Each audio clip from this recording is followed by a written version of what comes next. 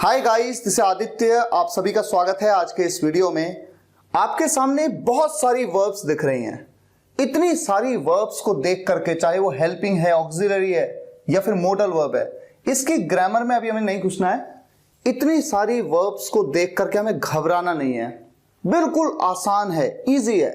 आज के वीडियो में हम ये समझने वाले हैं कि किसी भी सब्जेक्ट के साथ में, भाई किसी भी सेंटेंस का ये सब्जेक्ट होता है, ही शी, किसी व्यक्ति का नाम, चाहे राहुल है, रमन है, आदित्य है, या फिर किसी जगह का नाम, किसी चीज का नाम, आई यू वी दे, दो लोग, दो से ज्यादा लोगों के नाम, दो से ज्यादा जगहों के नाम, दो से ज्यादा चीजों के नाम, कोई भी सब्जेक्ट हो, उस सब्जेक्ट के साथ में अगर हम किसी वर्ब को लगाएंगे तो क्या मीनिंग निकल के आएगा, ये इंपॉर्टेंट है, ये हम समझेंगे। और ये जितना डिफिकल्ट आपको दिख रहा है ना, ये उतना ही आसान हो जाएगा। क्या क्या वर्ब्स हैं, एक बार नजर मारिए जरा। Is, am, are, was, were, has, have, had, do, does, did, will, shall, will be या will have, should, must, should be या शुड हैव। अब किसी के साथ में शुड बी आया तो क्या मीनिंग बन रहा है, शुड हैव आया तो क्या मीनिंग बन रहा है, must be, must have, is, am, are के साथ टू, हैज, हैव के साथ टू, वॉज, वर के साथ टू लगा तो क्या मीनिंग बन रहा है, had to, will have to, can, could, can be, can have, could be, could have, used to, would be, would have, may, might, may be, may have, might be, might have, should have had, must have had, could have had, may have had, might have had या फिर would have had. शुरुआत करते हैं सबसे पहले is, am, are के साथ में। अगर मैं एक हिंदी मीडियम स्कूल के बच्चे से बोलूं कि इज, एम, आर का मतलब होता है, वो है, राहुल है, हूं, मैं हूं, आप हो या हैं, हम हैं, वे, एक से ज्यादा लोगों के लिए दे का यूज करते हैं, वे हैं, राहुल और अमन हैं। तो है एक के लिए, हूं मेरे लिए, हैं एक से ज्यादा के लिए, या फिर यू में दो ना, आप या तुम, चाहे एक हो चाहे एक से ज्यादा, यू के साथ हमेशा ही आप आर का यूज करते हैं। ये तो कुछ रूल्स हैं जिन्हें हम चैलेंज नहीं कर सकते, ऐसे ही सीखना है। अब अगर सेंटेंस की बात करूं, एक सेंटेंस तो होते हैं सिंपल सेंटेंस, जैसे कि वो घर पर है, ही इज एट होम, मैं स्कूल में हूं, आई एम इन स्कूल, आप मेरे साथ हैं, you are with me, simple. ठीक है। अब एक सेंटेंस होते हैं जो कि प्रेजेंट कंटिन्यूअस टेंस में होते हैं। वो सेंटेंस कैसे बनते हैं, वो खेल रही है, कोई लड़की है, शी इज प्लेइंग, सिंपल। आप घर जा रहे हैं, यू के साथ आर लगता है, यू आर गोइंग होम। कई बार स्टूडेंट्स पूछते हैं गोइंग टू होम कहें या गोइंग होम कहें, दोनों में से आप किसी का भी यूज कर सकते हैं, कोई डिफरेंस नहीं है। अच्छा, इसके अलावा भी इसका एक और यूज होता है, इंटरेस्टिंग है।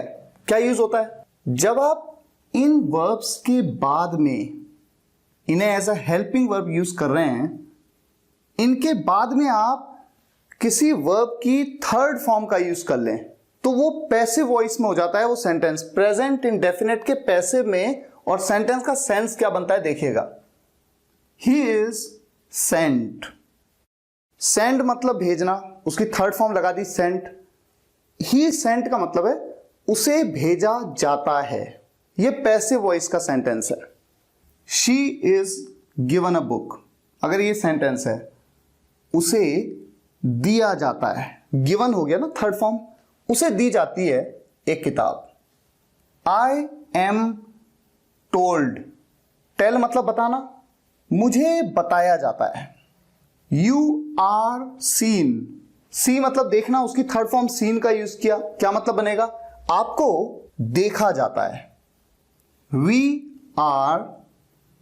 आर टॉर्चर्ड, हमें टॉर्चर किया जाता है, यानी कि हमें प्रताड़ित किया जाता है। दे आर ब्लेम्ड, ब्लेम की थर्ड फॉर्म लगा दी तो बताइए क्या बनाए, उन्हें, दे मतलब वे ना, एक से ज्यादा लोगों की बात हो रही है, उन्हें ब्लेम किया जाता है, यानी उन्हें, उन पर दोष लगाया जाता है। तो ये सेंस आता है। इज एम आर का यूज सब्जेक्ट्स के साथ में इन्हीं सेंस में होता है, या तो सिंपल सेंटेंस में कि वो घर पर है, वो वहां है, हैं, हूं, एक तो ये। दूसरा प्रेजेंट कॉन्टिन्यूअस टेंस में रहा है, रही है, रहे हैं। और एक जाता है, आता है, खेलता है, भेजा जाता है, बताया जाता है, सुनाया जाता है, कहा जाता है। ये जो पैसिव वॉइस के सेंटेंस है प्रेजेंट इंडेफिनिट टेंस में, उसमें किया जाता है। तो ये तो बात हुई इज एम आर की। अब बात करते हैं वॉज वर की। अच्छा, उससे पहले मैं आपको बता दूं कि इसे अभी आप नोट मत करिए, सिर्फ वीडियो को देखते जाइए, सुनते जाइए। नोट्स मैं आपके लिए तैयार कर रहा हूं, सारे आपको बताने वाला हूं कि कहां पर रखे हैं वो नोट्स आपके लिए, ठीक है। उन्हें देख करके आप एक एक के एग्जाम्पल्स, मीनिंग सब देखेंगे। फिलहाल वॉज वर का मतलब सिंपल है, था, थे, थी। ऐसे सेंटेंसेस में यूज किया जाता है जिनके एंड में क्या होता है, था, थे, थी, बीते कल में, पास्ट में। अब कैसे, जैसे वो घर पर था, ही वॉज एट होम। वो स्कूल में थी, she was in school. Rahul उस दिन मेरे साथ था, Rahul was with me that day. मैं वहां था, आई वॉज देयर। आप वहां नहीं थे, यू के साथ वर लगता है, यू वर नॉट देयर। हम उन दिनों गोवा में थे, we were in Goa those days. तो कुल मिलाकर हमने वॉज वर का यूज किसी भी सब्जेक्ट की अवस्था की जानकारी देने के लिए किया, यानी उसकी स्टेट बताने के लिए कि वो कहां पर था, थे या थी। अब हम जानते हैं कि वॉज वर का यूज पास्ट कॉन्टिन्यूअस टेंस में भी होता है। रहा था, रही थी, रहे थे। देखिए एक बार देख लेते हैं। वो सो रहा था, ही वॉज स्लीपिंग। वो रो रही थी, शी वॉज वीपिंग। मैं हंस रहा था, आई वॉज लाफिंग। आप घर जा रहे थे, यू वर गोइंग होम। हम आपके साथ खेल रहे थे, we were playing with you. और जैसे हमने इसका यूज किया था प्रेजेंट इंडेफिनिट के पैसिव वॉइस में, वॉज वर का यूज किया जाता है पास्ट इंडेफिनिट टेंस के पैसिव वॉइस में। कैसे, उसे भेजा गया, उसे बताया गया, हमें सुलाया गया, हमें बिठाया गया, हमें बताया गया, उसे बताया गया। बताने को टेल कहते हैं। ही वॉज टोल्ड, टेल की थर्ड फॉर्म, पैसिव वॉइस में थर्ड फॉर्म का यूज करते हैं। जिसकी समझ में आ रहा है ठीक है, नहीं समझ में आ रहा है कोई बात नहीं, जितना आ रहा है उतना समझते चलो। उसे दिया गया, या मान लीजिए मैं कहूं कि उसे मोबाइल दिया गया। शी वॉज, देने को गिव की third form given. She was given a mobile, उसे एक मोबाइल दिया गया। हमें डांटा गया, वी वर, डांटने को स्कॉल्ड, उसकी third form we were scolded. मान लीजिए मैं कहूं हमें हमारे टीचर्स के द्वारा डांटा गया, we were scolded by our teachers. अब बात करते हैं हैज, हैव और हैड की। इन दोनों की अगर मैं बात करूं, इनका एक मीनिंग है पास है। कैसा सेंटेंस, उसके पास पेन है, ही हैज अ पेन। उसके पास किताबें हैं, शी हैज बुक्स। मेरे पास कुछ है, आई हैव समथिंग। आपके पास पैसे हैं, यू हैव मनी। हमारे पास बहुत सारी किताबें हैं, we have lots of books.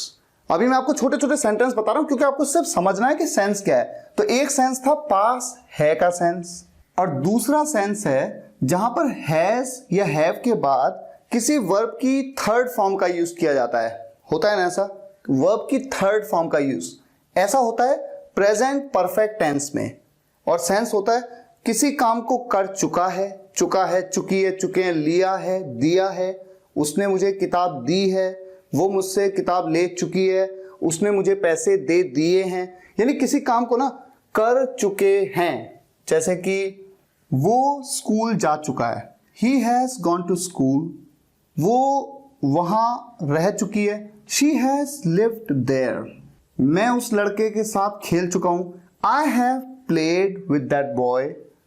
आप मेरी मम्मी से मिल चुके हैं, यू हैव मेट, मीट की third form met, you have met my mom. Simple. अच्छा, इसका ना एक और सेंस होता है। क्या सेंस होता है, जैसे कि ना मुझ में है, आप में है। जैसे यहां देखिए, उसमें कुछ करने की क्षमता है, पोटेंशियल है उसमें। वो एक लड़का है, ही हैज, उसमें है यानी उसके अंदर है। किसी के अंदर होना कुछ, ये सेंस भी होता है हैज हैव का। He has potential to do something, मुझ में क्या है, मुझ में रिस्क लेने की हिम्मत है, साहस है। आई हैव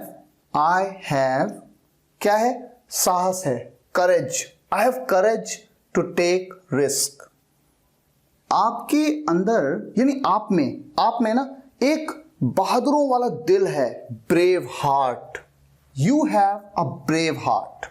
तो किसी व्यक्ति के अंदर कुछ होना यानी उसमें कुछ होना, इसके लिए भी हैज हैव का यूज करते हैं। और एक और सेंस में करते हैं, जैसे उसके 2 भाई हैं, उसकी 3 बहनें हैं, मेरे 4 चाचा हैं। देखिए उसके 2 भाई हैं, ही हैज 2 ब्रदर्स, उसकी 3 बहनें, शी हैज 3 सिस्टर्स, मेरे 2 चाचा हैं, आई हैव 2 अंकल्स, आपके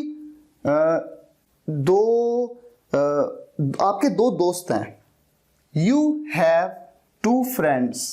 तो कोई रिश्तेदार है, जैसे मेरे 2 भाई हैं, बहन है, या फिर दोस्त हैं, अंकल हैं, चाचा हैं, ताऊ हैं, दादा हैं, इन सेंस में भी हैज हैव का यूज होता है। तो देखिए ना, हैज हैव का यूज कितनी जगह पे हुआ। एक तो पास है, किसी के पास कुछ है वहां पर भी, किसी की बहनें हैं, भाई हैं, दोस्त हैं, उसमें भी, किसी के अंदर कुछ है उसमें भी, के अंदर है यानी में है।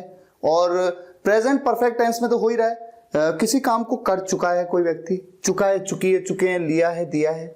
और ठीक इसी तरह से हैड का यूज होता है। तो इसका यूज हो रहा है पास है के लिए, तो इसका यूज हो रहा है पास था, मेरे पास पेन था, आई हैड अ पेन, पास था। दूसरा, भाई बहन दोस्त आदि थे, उसके 2 भाई थे, ही हैड 2 ब्रदर्स, हमारी 4 बहनें थी, वी हैड 4 सिस्टर्स। या फिर उसमें कुछ था, जैसे कि उनके अंदर यानी उनमें जीतने की प्रबल इच्छा थी, प्रबल इच्छा यानी strong desire, they had a strong desire to win, simple. या फिर चुका था, चुकी थी, चुके थे, पास्ट परफेक्ट टेंस में, कैसे, जैसे वो खेलने जा चुका था, he had gone to play, past perfect में। तो देखिए कितना इंटरेस्टिंग है। और मैं आपको सच कह रहा हूं, अगर आपने इन सभी वर्ब्स को एक एक वर्ब को अगर आपको पता हो ना कि इसके कितने कितने यूज हैं, किस किस तरह के सेंटेंस में, तो 99% ग्रामर तो यहीं पे आपकी कंप्लीट हो जाती है। चलिए अब हम नेक्स्ट मूव करते हैं डू, डज और डिड पे। जिस तरह से इज, एम, आर प्रेजेंट में, वॉज, वर्ब पास्ट में, हैज, हैव प्रेजेंट में, हैड पास्ट में, उसी तरह से डू, डज प्रेजेंट में और डिड पास्ट में। डज का use he, she, Rahul third person singular subject के साथ, डू का यूज बाकी सभी सब्जेक्ट्स के साथ, आई, यू, वी, दे या किसी भी प्लूरल नामों के साथ में, प्लूरल सब्जेक्ट के साथ में। जबकि पास्ट में डिड का यूज सभी सब्जेक्ट्स के साथ में किया जाता है। अब आप देखेंगे, आप जानते होंगे कि प्रेजेंट इंडेफिनिट टेंस में डू और डज दोनों का यूज तभी किया जाता है जब सेंटेंस नेगेटिव हो। जैसे कि वो स्कूल नहीं जाता है, नहीं जाता है negative, he does not go to school, वो मेरे साथ नहीं बैठती है, she does not sit with me, मैं उसके साथ नहीं खेलता हूं, मैं, आई के साथ तो डू लगता है, I do not play with him, आप मुझे नहीं जानते हैं, यू डू नॉट नो मी। हमेशा वर्ब की फर्स्ट फॉर्म का ही यूज किया जाता है, जैसे जानने को नो, कहने को से, बताने को टेल, मिलने को मीट। हम आपसे नहीं मिलते हैं, we do not meet you. तो इस तरह से डू और डज का यूज नेगेटिव सेंटेंस में किया जाता है प्रेजेंट इंडेफिनिट टेंस में। लेकिन इसके अलावा डू और डज का यूज ना किसी सेंटेंस में ना थोड़ा जोर देते हुए भी किया जाता है। कैसे, एग्जांपल देखते हैं। मान लीजिए मुझे कहना है वो जाता है, तो मैं कहता हूं ही गोज, ऐसे ही कहा जाता है ना, वो जाता है, ही गोज। या मैं जाता हूं, आई गो। लेकिन अगर थोड़ा जोर देना हो, जैसे वो जाता है, वो जाता है, ऐसे किसी को बता रहे हो आप, किसी ने आपसे कहा वो नहीं जाता है स्कूल, आपने कहा वो जाता है, ही ही डज गो, तो ही गोज कहने के बजाय जब आप कहते हैं ना ही डज गो, इसका मतलब वो जाता है, ये सेंस है। या फिर मैं जाता हूं, किसी ने कहा आप वहां कभी नहीं जाते हो, आपने कहा नहीं मैं जाता हूं, आई डू गो। हम राहुल से मिलते हैं, हम राहुल से मिलते हैं भाई, आपको लग रहा है कि हम मिलते नहीं हैं, हम राहुल से मिलते हैं, रोज मिलते हैं। We do meet Rahul every day. इस सेंस में आप डू और डज का यूज करते हैं। अब अगर हम बात करें डिड की, डिड का यूज पास्ट इंडेफिनिट टेंस के सेंटेंसेस में किया जाता है, नेगेटिव सेंटेंसेस में। कैसे होते हैं वो सेंटेंस? आया गया, उठा बैठा, रोया सोया, हंसा जागा, नाचा गाया। जैसे कि वो मेरे घर नहीं आया, नहीं आया, पास्ट इंडेफिनिट टेंस का negative sentence. He did not come to my home, वो मेरे साथ नहीं बैठी। She did not sit with me. हमेशा वर्ब की फर्स्ट फॉर्म, जैसे मैंने आपको कहा डू डज के साथ भी, डिड के साथ भी ऐसा ही होगा। राहुल आपसे नहीं मिला, Rahul did not meet you. मैंने आपको कॉल नहीं किया, I did not call you, I did not call you. तुम वहां नहीं गए, you did not go there. तो सब्जेक्ट कोई भी हो, आया गया, उठा बैठा, रोया सोया, हंसा जागा, नेगेटिव सेंटेंसेस में हमेशा डिड के साथ में नॉट का यूज, इस तरह से आप सेंटेंस बनाते हैं। और डिड का यूज डू डज की तरह जोर देने के लिए भी किया जा सकता है, जैसे कि मैं वहां गया, I did go there, I did go there. या फिर राहुल रश्मि से मिला। वैसे तो अगर यहां पर जोर ना देते तो पास्ट इंडेफिनिट टेंस का अफर्मेटिव सेंटेंस तो डिड के साथ बनता ही नहीं है, तब हम कैसे कहते? राहुल मेट रश्मि। लेकिन जब मैंने कहा कि राहुल रश्मि से मिला जोर देते हुए, तो वहां पर डिड का यूज भी कर दिया और फिर वर्ब की सेकंड फॉर्म की जगह फर्स्ट ही फॉर्म का यूज किया, राहुल डिड मीट रश्मि। इस तरह से सेंटेंस को बनाया जाता है। अब बात करते हैं विल की। विल तो बहुत ही सिंपल है, हम में से अधिकतर जानते हैं फ्यूचर के लिए गा गे गी, और कोई काम होता है वहां पर। जैसे मैं जाऊंगा, जाना एक काम है, वो खेलेगा, खेलना एक काम है। तो फर्स्ट फॉर्म, उस वर्ब की फर्स्ट फॉर्म का यूज करेंगे, जैसे कि वो खेलेगा, ही विल प्ले। मैं जाऊंगा, आई विल गो। हम आपसे मिलेंगे, वी विल मीट यू। वो हमारे घर आएंगे, वो एक से ज्यादा लोग हैं ना, they will come to our home. अच्छा, अब मैं अगर बात करूं शेल की, ये इंटरेस्टिंग है। पहले क्या होता था कि गा गे गी के लिए विल या शेल में से किसी एक का यूज करते थे फ्यूचर टेंस में, लेकिन अब शेल का यूज फ्यूचर टेंस में बिल्कुल नहीं किया जाता। शेल का यूज कैसे किया जाता है? एक मॉडल वर्ब की तरह। मीनिंग क्या बनता है इसका? मीनिंग इसका दो मीनिंग बनते हैं। एक तो वही मीनिंग बनता है जो शुड का बनता है, यानी कि चाहिए, चाहिए। जैसे मैं आपसे कहूं, क्या मुझे वहां जाना चाहिए? क्या मुझे वहां जाना चाहिए? Shall I go there? Shall I go there? चाहिए का सेंस। या फिर क्या मुझे खेलना चाहिए? Shall I play? क्या उसे आपसे मिलना चाहिए? Shall we meet you? क्या हमें आपको बताना चाहिए? Shall we tell you? ये सेंस होता है शैल का। एक तो ये, दूसरा सेंस होता है ऊ फॉर्मेशन। ऊ कैसा? देखिए एग्जांपल देता हूं। क्या मैं जाऊं? जाऊं, ऊ फॉर्मेशन बन रहा है ना, ऊ। क्या मैं जाऊं? क्या मैं खेलूं? क्या मैं आपको देखूं? क्या मैं यहां पर बैठूं? ठू, ऊ। ये ऊ जो फॉर्मेशन है, इसके लिए शैल का यूज किया जाता है। कैसे? क्या मैं जाऊं? शैल आई गो? क्या मैं आपसे मिलूं? शैल आई मीट यू? क्या मैं आपके साथ बैठूं? शैल आई सिट विथ यू? क्या मैं उससे बात करूं? शैल आई टॉक टू हिम? अब बात करते हैं विल के साथ बी और विल के साथ हैव की।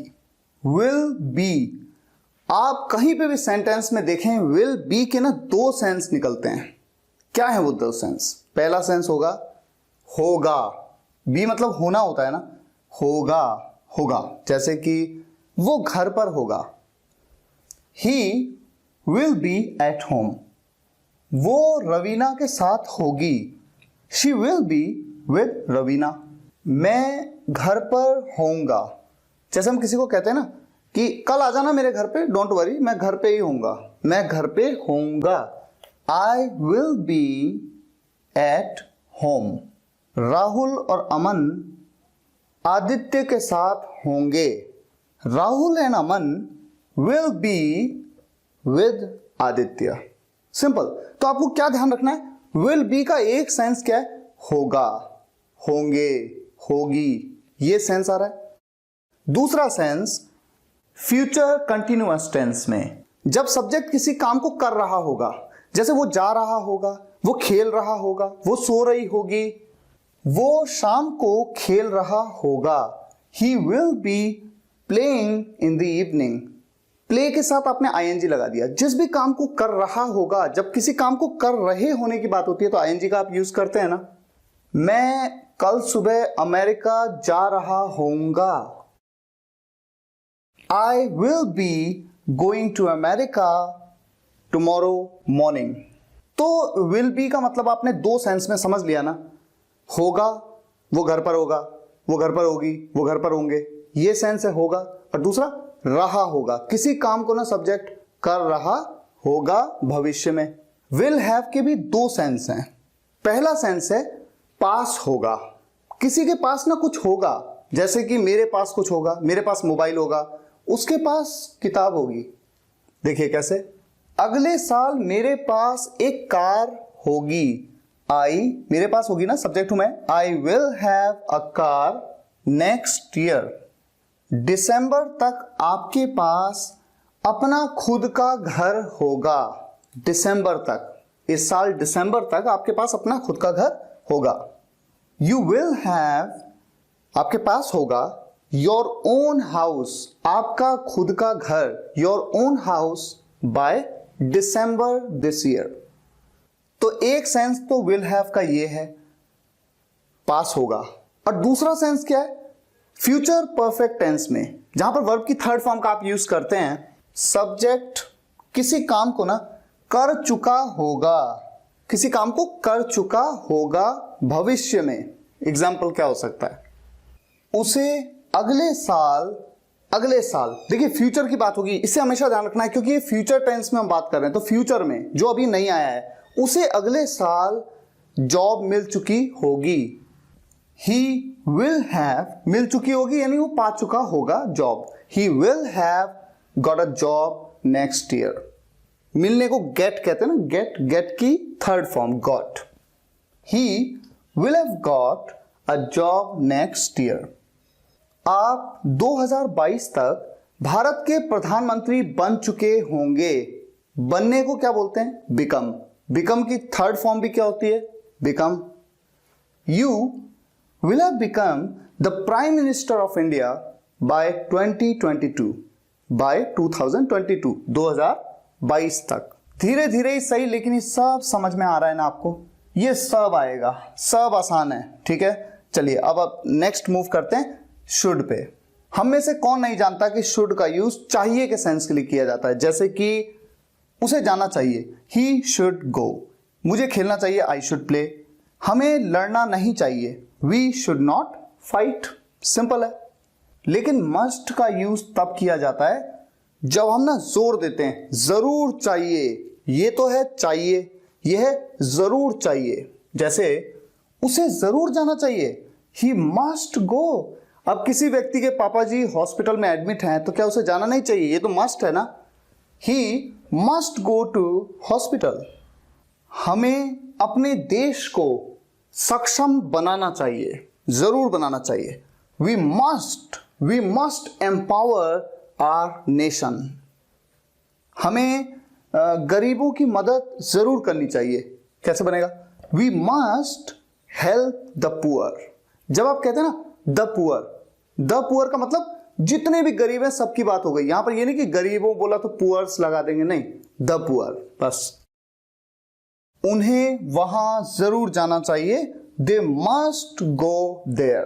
तो शुड और मस्ट बहुत सिंपल है, यह है चाहिए, यह है जरूर चाहिए। अब देखते हैं शुड बी और शुड हैव। शुड बी का सेंस बहुत ही सिंपल है। बी मतलब होना, जैसे ये था होगा, गागेगी, होगा, ये क्या है, होना चाहिए। उसे घर पर होना चाहिए, होना चाहिए, उसे होना चाहिए। किसी एक लड़के की बात हो रही है तो वो सब्जेक्ट है वो, he should be at home. मुझे आपके साथ होना चाहिए, I should be with you. आपको रवि के साथ होना चाहिए, you should be with Ravi. हमें अगले साल अमेरिका में होना चाहिए, we should be in America next year. Rahul और अमन को इस वक्त स्कूल में होना चाहिए। वो यहां क्या कर रहे हैं, घूम रहे हैं यहां पर? नहीं, उन्हें स्कूल में होना चाहिए। Rahul and Aman should be in school right now. तो इस तरह से शुड बी का यूज करते हैं। अब देखते हैं शुड हैव। अच्छा, शुड हैव के ना दो सेंस होते हैं। पहला सेंस होता है पास होना चाहिए। जब भी कहीं पे आप हैज हैव देखते हैं ना तो इसका मतलब होता है पास, मेरे पास कुछ है, उसके पास कुछ है। तो देखिए शुड हैव का मतलब पास होना चाहिए, एक सेंस तो ये है। उसके पास मोबाइल होना चाहिए, ही शुड हैव अ मोबाइल। उसके पास किताबें होनी चाहिए, कोई लड़की की बात हो रही है, she should have books. Rahul के पास पैसे होने चाहिए, राहुल शुड हैव मनी। मेरे पास कुछ होना तो चाहिए, I should have at least something. कम से कम कुछ तो होना चाहिए, एटलीस्ट समथिंग। हमारे पास कम से कम 5,000 रुपए होने चाहिए, we should have at least 5,000 rupees. तो एक सेंस तो ये हो गया ना, शुड हैव का मतलब पास होना चाहिए। और दूसरा सेंस क्या होता है, शुड हैव के बाद वर्ब की थर्ड फॉर्म का यूज करो और चाहिए था का सेंस बनाओ। किसी काम को ना सब्जेक्ट के द्वारा किसी काम को करना चाहिए था। अब जैसे यहां पर देखिए, शुड का मैंने क्या बोला था आपको, मुझे जाना चाहिए, आई शुड गो, है ना। शुड के बाद वर्ब की फर्स्ट फॉर्म गो का यूज किया। लेकिन अगर मैं कहूं कि मुझे जाना चाहिए था, बीते कल में मुझे जाना चाहिए था, चाहिए था, तो चाहिए के लिए शुड हैव का मतलब चाहिए था। तो ये दूसरा सेंस है। पहला सेंस क्या था, पास होना चाहिए, और दूसरा सेंस है चाहिए था, सब्जेक्ट के द्वारा किसी काम को करना चाहिए था। तो मुझे जाना चाहिए था, आई शुड हैव, जाने को गो कहते हैं, उसकी थर्ड फॉर्म का यूज करेंगे, हमेशा ध्यान रहे, आई शुड हैव गॉन। उसे आना चाहिए था, ही शुड हैव कम। कम की थर्ड फॉर्म भी कम होती है ना, ही शुड हैव कम। उसे नाचना चाहिए था, यानी उसे डांस करना चाहिए था, she should have danced. Dance की थर्ड फॉर्म डांस्ड। हमें अपने देश के लिए लड़ना चाहिए था, we should have fought for our nation. Rahul और अमन को मेरे घर आना चाहिए था, Rahul and Aman should have come my home. Guys, जब हम कहते हैं कि हमें इंग्लिश बोलनी नहीं आती, तो क्या हमें इंग्लिश लिखनी आती है? क्या हम सेंटेंस को, मैंने जितने तरीके के सेंटेंस बनाए, अगर इन सेंटेंसेस को मैं आपसे कहूं कि आप लिखो, तो क्या आप लिख सकते हैं? अगर आप लिख नहीं सकते तो आप बोलेंगे कैसे? बोलने के लिए पहले लिखना तो आना चाहिए ना। इसलिए ग्रामर इंपॉर्टेंट होती है। एक एक वर्ब को जानना आपके लिए इंपॉर्टेंट है। अब हम आगे बढ़ते हैं मस्ट बी और मस्ट हैव पर। लेकिन इसे बताने से पहले बहुत इंपॉर्टेंट है ये, अभी आपको बहुत इंटरेस्टिंग चीज इसके बारे में पता चलेंगी, लेकिन उससे पहले is am are plus to, इससे शुरुआत करते हैं। इज एम आर के साथ में जैसे ही टू लगाया, इसका मतलब हो गया किसी काम को करना है, किसी काम को करना है। और जिस काम को करना है ना, टू के बाद उसकी फर्स्ट फॉर्म, उस वर्ब की, उस क्रिया की फर्स्ट फॉर्म का आप यूज कर लेंगे। कैसे? जैसे मैं कहता हूं मुझे स्कूल जाना है, I am to go to school. Rahul को आज मेरे घर आना है, राहुल के साथ तो इज लगेगा ना, Rahul is to come to my home today. हमें आपसे मिलना है, हमें मिलना है, वी आर टू, वी के साथ आर लगता है ना, we are to meet you. तो इज एम आर के साथ जैसे आपने देखा टू आया तुरंत, तो उसके बाद हमेशा वर्ब की फर्स्ट फॉर्म आएगी और इसका सेंस होगा कि सब्जेक्ट को किसी काम को करना है। हालांकि एक बात मैं आपको बता देता हूं, यहां पर अब एडवांस इंग्लिश में, या फिर एडवांस इंग्लिश ही नहीं बल्कि आप दोनों तरीके से यूज कर सकते हैं। या तो आप कह सकते हैं कि जैसे मुझे आपसे मिलना है, I am to meet you, या फिर इज एम आर के तुरंत बाद आप सपोज्ड का यूज कर लें। कैसे? मुझे आपसे मिलना है, I am suppose to meet you, आपको मेरे घर आना है। You are suppose to come to my home. तो आप समझ गए कि इज एम आर के साथ टू का यूज कर लो, या फिर इज एम आर के बाद ना सपोज्ड का यूज कर लो, उसके बाद टू लगा लो, सेंस बिल्कुल सेम आता है। अब थोड़ा सा नेगेटिव और इंटेरोगेटिव सेंटेंस देखते हैं। जैसे मैं आपसे कहूं कि मुझे स्कूल नहीं जाना है, I am not to go to school. तो एक तरीका तो ये हो गया, I am not to go to school, एक तरीका ये। और दूसरा सपोज्ड के साथ, I am not suppose to go to school. क्या मुझे स्कूल जाना है? अब इंटरोगेटिव सेंटेंस, क्या मुझे स्कूल जाना है, क्या के लिए आप क्या करेंगे? एम को उठा के शुरुआत में ले आएंगे, am I to go to school, या तो एक तरीका ये होगा। और अगर सपोज्ड के साथ यूज करेंगे तो क्या, am I suppose to go to school, am I suppose to go to school. तो आप दोनों तरीके से सेंटेंसेस को बनाने की प्रैक्टिस कर सकते हैं। और इससे रिलेटेड एग्जांपल्स या इस कॉन्सेप्ट को सब मैंने आपको बताया है spokenenglish.guru वेबसाइट पे। आपको मैंने पिछले वीडियो लेक्चर में बताया था इस बात को, पिछले पार्ट में, कि आप जाइएगा www.spokenenglish.guru वेबसाइट पे, वहां पर मेन्यू में ब्लॉग पे जाइएगा। ब्लॉग में आपको ग्रामर एंड स्पोकन टॉपिक्स ये टैब मिलेगा, इस पे क्लिक करिएगा और उसके बाद आर्टिकल है all verbs in English grammar. सभी वर्ब्स जो मैं कवर कर चुका हूं और मैं आगे कवर कर रहा हूं, सब आपको वहां पर मिलेंगी विद एग्जांपल्स। तो चलिए अब आगे बढ़ते हैं। देखिए, आपने ये समझ लिया कि is am are plus to का मतलब है करना है किसी काम को, ठीक है। और is am are plus suppose to, आप सपोज भी लगा दें इसके बाद तो भी सेंस बिल्कुल सेम है। दोनों तरीके से सेंटेंस को बनाया जा सकता है। अब बात आती है हैज हैव के साथ टू की। आप तो जानते हैं हैज का यूज किया जाता है थर्ड पर्सन सिंगुलर सब्जेक्ट के साथ में, और हैव का यूज किया जाता है बाकी सभी सब्जेक्ट्स के साथ में। जैसा कि आप जानते भी हैं, ये बात पिछले वीडियो लेक्चर में बताई है मैंने आपको, हैज हैव का यूज ऐसे ही तो किया जाता है। लेकिन यहां पर आप देख रहे हैं कि हैज हैव के तुरंत बाद टू का यूज होगा और उसके बाद वर्ब की फर्स्ट फॉर्म का यूज होगा जिस भी काम को सब्जेक्ट को करना है। टू के बाद ना हमेशा वर्ब की फर्स्ट फॉर्म, ये आप ध्यान रखिए, पहला पॉइंट। दूसरी चीज, इसका मीनिंग क्या निकलता है? इसके दो मीनिंग निकलते हैं, ध्यान से समझिएगा इसको। इसके दो मीनिंग निकलते हैं। पहला मीनिंग तो वही होता है जो इज एम आर का होता है, सब्जेक्ट को किसी काम को करना है, लेकिन उस काम को करना ना थोड़ा इंपॉर्टेंट है। जैसे कि कल मेरा एग्जाम है, मुझे स्कूल जाना है। अब अगर मैं यहां पर कहूं मुझे स्कूल जाना है, तो बोलने में तो मैं ऐसे भी बोल सकता हूं I am to go to school या I am suppose to go to school, लेकिन ये जाना जरूरी है क्योंकि एग्जाम है। तो ऐसे में ये बोलना ज्यादा बेहतर है, I have to go to school. तो पहला सेंस तो क्लियर है कि सब्जेक्ट को किसी काम को करना है, थोड़ा जरूरी है, उसके लिए हैज हैव के बाद टू का यूज करेंगे।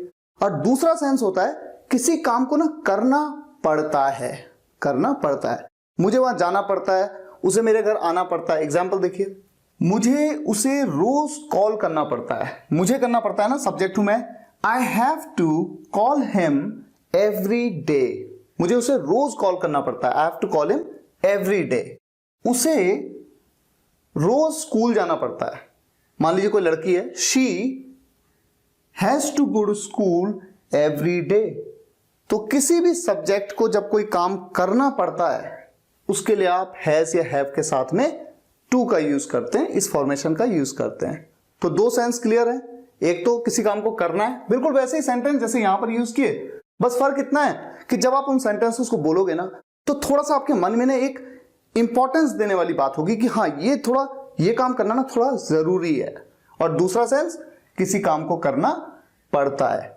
अच्छा, जैसे यहां पर आपने देखा था इज एम आर के बाद हमने सपोज टू कहा तो सेंस बिल्कुल सेम आया। उसी तरह से हैज हैव के बाद जब हम गॉट का यूज करते ना, GOT गॉट, तो भी सेंस बिल्कुल सेम आता है। एग्जाम्पल क्या है, देखिए आपकी स्क्रीन पे दो सेंटेंस लिखे हैं। पहला सेंटेंस है I have to go to school, मुझे स्कूल जाना है।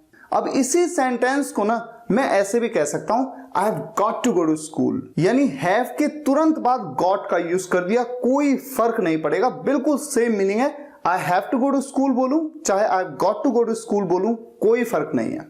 इसी तरह से एक सेंटेंस है राहुल को मार्केट जाना पड़ता है, Rahul has to go to market, यहां पर हैज टू की जगह पे ना हैज गॉट टू का भी यूज किया जा सकता है। Rahul has got to go to market. तो कुल मिलाकर आप समझ गए कि आप चाहे तो हैज टू का यूज कर लें, हैज टू या हैव टू का, और इसके बजाय हैज या हैव के तुरंत बाद गॉट का भी यूज कर सकते हैं, तो कोई प्रॉब्लम नहीं है। अब जरा मैं ना एक सेंटेंस ऐसा बनाता हूं जो नेगेटिव और इंटरोगेटिव में भी बनाता हूं। जैसे कि सिंपल सा सेंटेंस, उसे टीवी देखनी पड़ती है, उसे टीवी देखनी पड़ती है, वो कोई लड़का है। He has to watch the TV. Simple. इस सेंटेंस को ऐसे तो बनाया जा सकता है, गॉट के साथ कैसे बनाए, he has got to watch the TV. हो गई बात सिंपल। नेगेटिव में बनाते हैं, उसे टीवी नहीं देखनी पड़ती है, उसको सारी इंफॉर्मेशन मोबाइल पे ही मिल जाती है, तो टीवी देखने की जरूरत ही नहीं पड़ती, उसे टीवी नहीं देखनी पड़ती है। He has not to watch the TV, एक तो तरीका ये, और दूसरा तरीका गॉट के साथ, he has not got to watch the TV. तो he has not got to watch the TV. कुल मिला के नेगेटिव सेंटेंसेस में हैज या हैव के तुरंत बाद आप नॉट का यूज करेंगे। और इंटरोगेटिव सेंटेंसेस में क्या उसे टीवी देखनी पड़ती है, क्या उसे टीवी देखनी पड़ती है।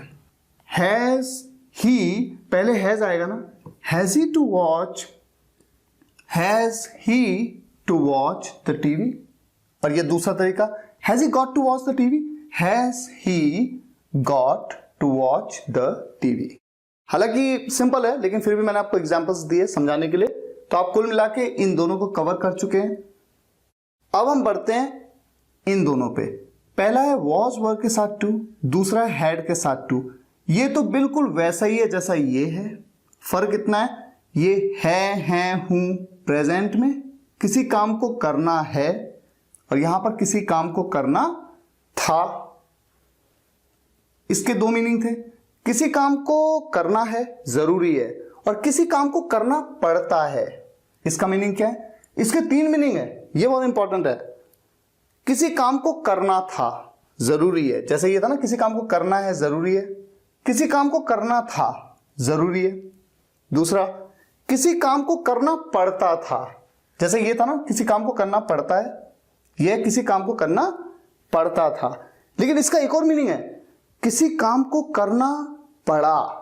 ठीक है, तो किसी काम को करना था, किसी काम को करना पड़ता था, या किसी काम को करना पड़ा। एग्जाम्पल लें। पहला एग्जाम्पल, उसे आपको बताना था, he was to tell you. बताने को टेल कहते हैं, या फिर सपोज टू के साथ में बना सकते हैं आप इस सेंटेंस को, he was suppose to tell you.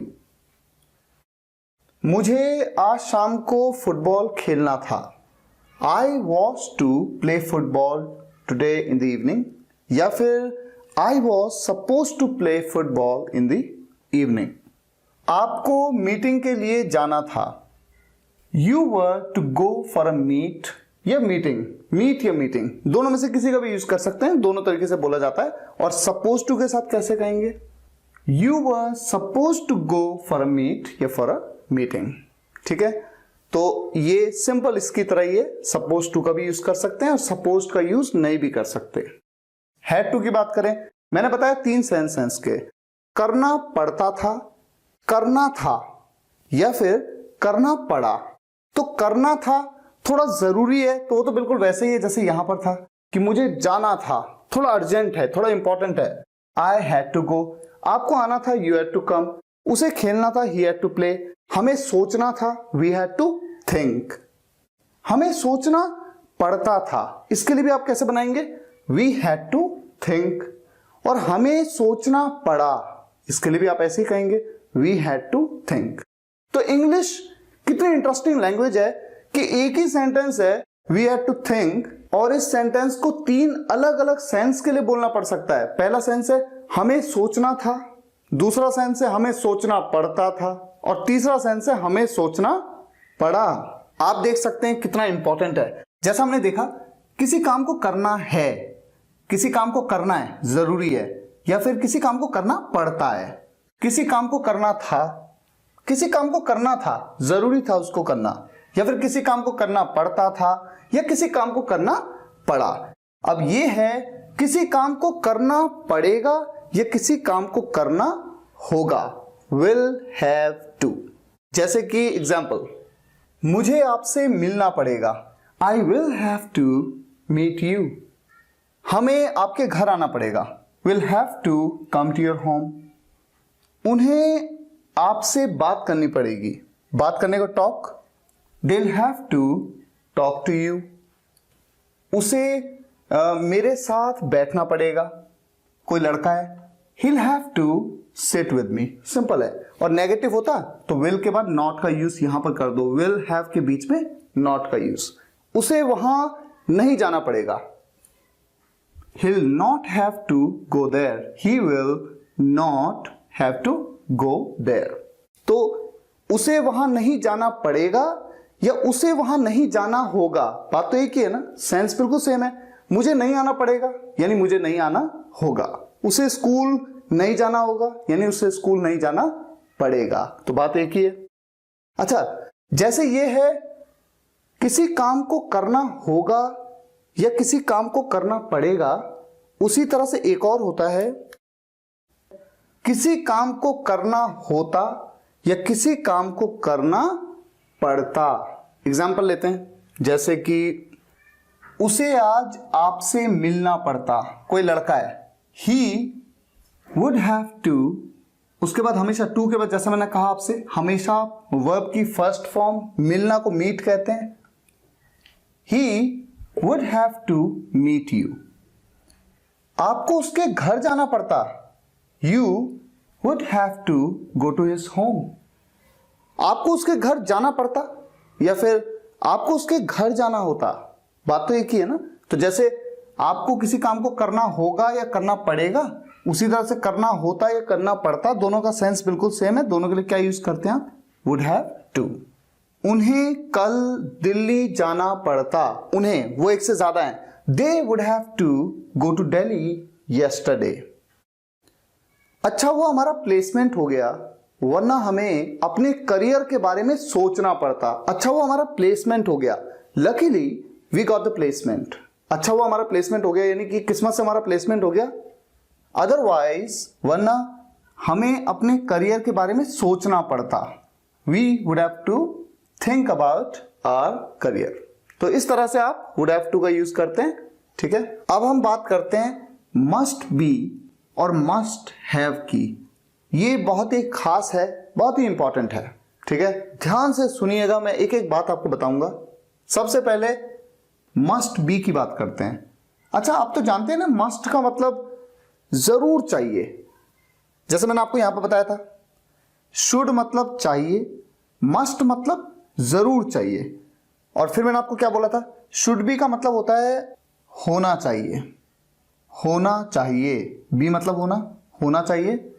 उसी तरह से मस्ट बी का एक सेंस है जरूर होना चाहिए।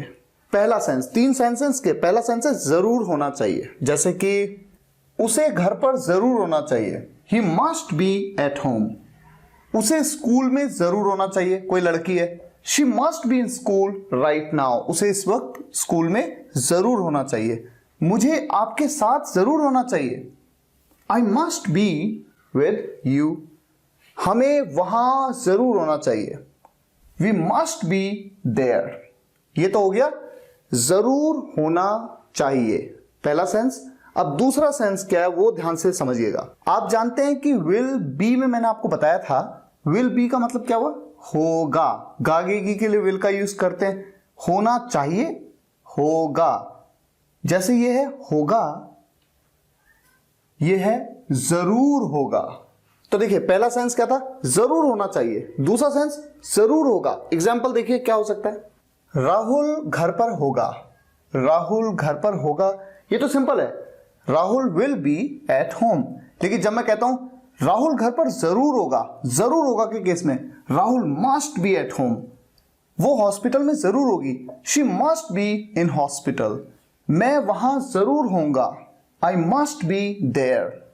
हम उस दिन आपके घर पर जरूर होंगे, जरूर होंगे ना। We must be at your home that day. तो मस्ट बी के दो सेंस तो आपको बिल्कुल क्लियर हो गए। पहला सेंस क्या था? जरूर होना चाहिए, इससे बना था। और दूसरा जरूर होगा।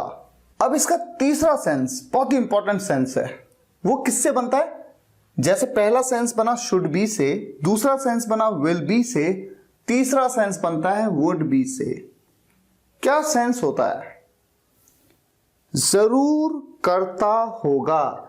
जो आपका सब्जेक्ट है ना सेंटेंस का, वो किसी काम को जरूर करता होगा। एग्जाम्पल लेते हैं, जैसे कि आप आजकल ऑफिस जरूर जाते होंगे। अच्छा, अगर जरूर ना बोले, पक्का जरूर ना बोले ना, तो वुड बी के साथ सेंटेंस को बनाएंगे कैसे? आप आजकल ऑफिस जाते होंगे। You would be going to office these days. यहां पर जो काम करते होंगे ना, उसके साथ आईएनजी लगाना जरूरी है। वुड बी गोइंग, जैसे गोइंग, गो के साथ आईएनजी लगाया ना। उसी तरह से मस्ट के केस में भी देखिए, आप इन दिनों ऑफिस जरूर जाते होंगे। You must be going to office these days. मुझे यकीन है आप अमन से जरूर मिलते होंगे।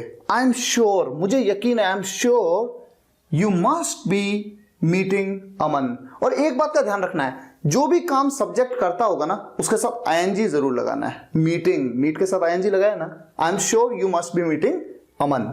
वो आपको रोज कॉल करता होगा, लड़का है कोई, he must be calling you every day. इस तरह से बनाया जाएगा ये सेंटेंस। देखिए कितना इंपॉर्टेंट है मस्ट बी, 3 अलग अलग सेंस। अब बात करते हैं मस्ट हैव की। जैसे मैंने आपको बताया था शुड हैव, इसके 2 सेंस होते हैं। क्या होते हैं वो 2 सेंस? एक होता है पास होना चाहिए, सब्जेक्ट के पास कुछ होना चाहिए। जैसे कि मेरे पास मोबाइल होना चाहिए, I should have a mobile. उसके पास किताब होनी चाहिए, ही शुड हैव अ बुक। यह पास होना चाहिए, तो ये क्या हो जाएगा? जरूर होना चाहिए। उसके पास ना जरूर होना चाहिए। जैसे आपके पास मोबाइल जरूर होना चाहिए, you must have a mobile. आपके पास मोबाइल जरूर होना चाहिए, you must have a mobile. उसके पास कार जरूर होनी चाहिए, लड़का है कोई, he must have a car. एक तो ये हो गया जरूर होना चाहिए, और दूसरा सेंस जरूर होगा। जैसे यहां पर है विल हैव का मतलब क्या है? पास होगा। उसी तरह से सब्जेक्ट के पास जरूर होगा। जैसे कि राहुल के पास कैलकुलेटर जरूर होगा। सब्जेक्ट है Rahul, Rahul must have a calculator. उन लड़कियों के पास किताबें जरूर होंगी। दोज गर्ल्स, यानी सब्जेक्ट हैं वो लड़कियां, those girls must have books. ठीक है, तो 2 सेंस तो क्लियर हो गए ना। एक है जरूर होना चाहिए किसी के पास, सब्जेक्ट के पास कुछ जरूर होना चाहिए, और दूसरा सेंस सब्जेक्ट के पास जरूर होगा। और तीसरा सेंस क्या है? अगर आपको याद हो, शुड हैव के 2 सेंस में से दूसरा सेंस क्या था? चाहिए था। आपको याद है? शुड मतलब चाहिए, शुड हैव मतलब चाहिए था। उसी तरह से मस्ट हैव का जो तीसरा सेंस है, 2 सेंस तो बता चुका मैं आपको, तीसरा सेंस है जरूर चाहिए था। ठीक है, जरूर चाहिए था, किसी काम को ना जरूर करना चाहिए था। एग्जाम्पल क्या हो सकते हैं? जैसे आपको अपने पापा से जरूर मिलना चाहिए था, यू मस्ट हैव, और उसके बाद जिस भी काम को करना चाहिए था बोला, उसकी थर्ड फॉर्म का आप यूज करेंगे, you must have met your father.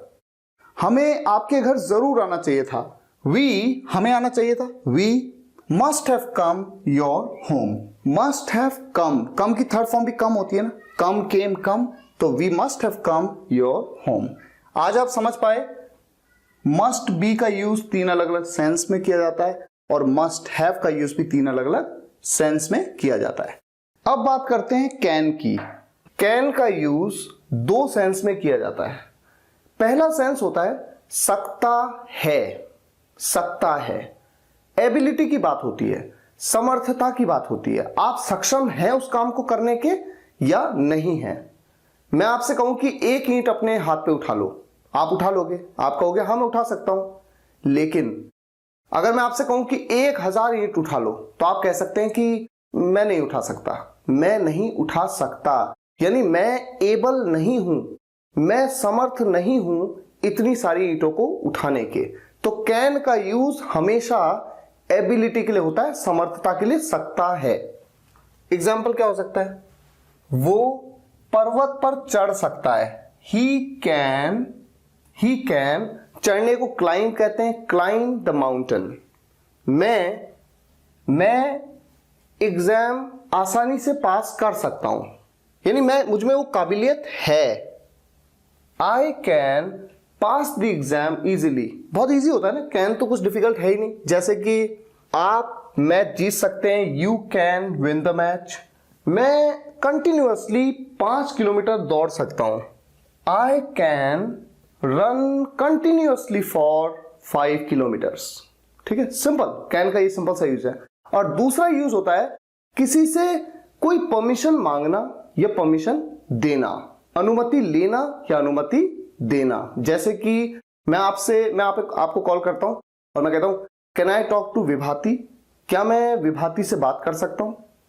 आप मुझे कहते हैं हाँ आप कर सकते हैं, yes you can, yes you can.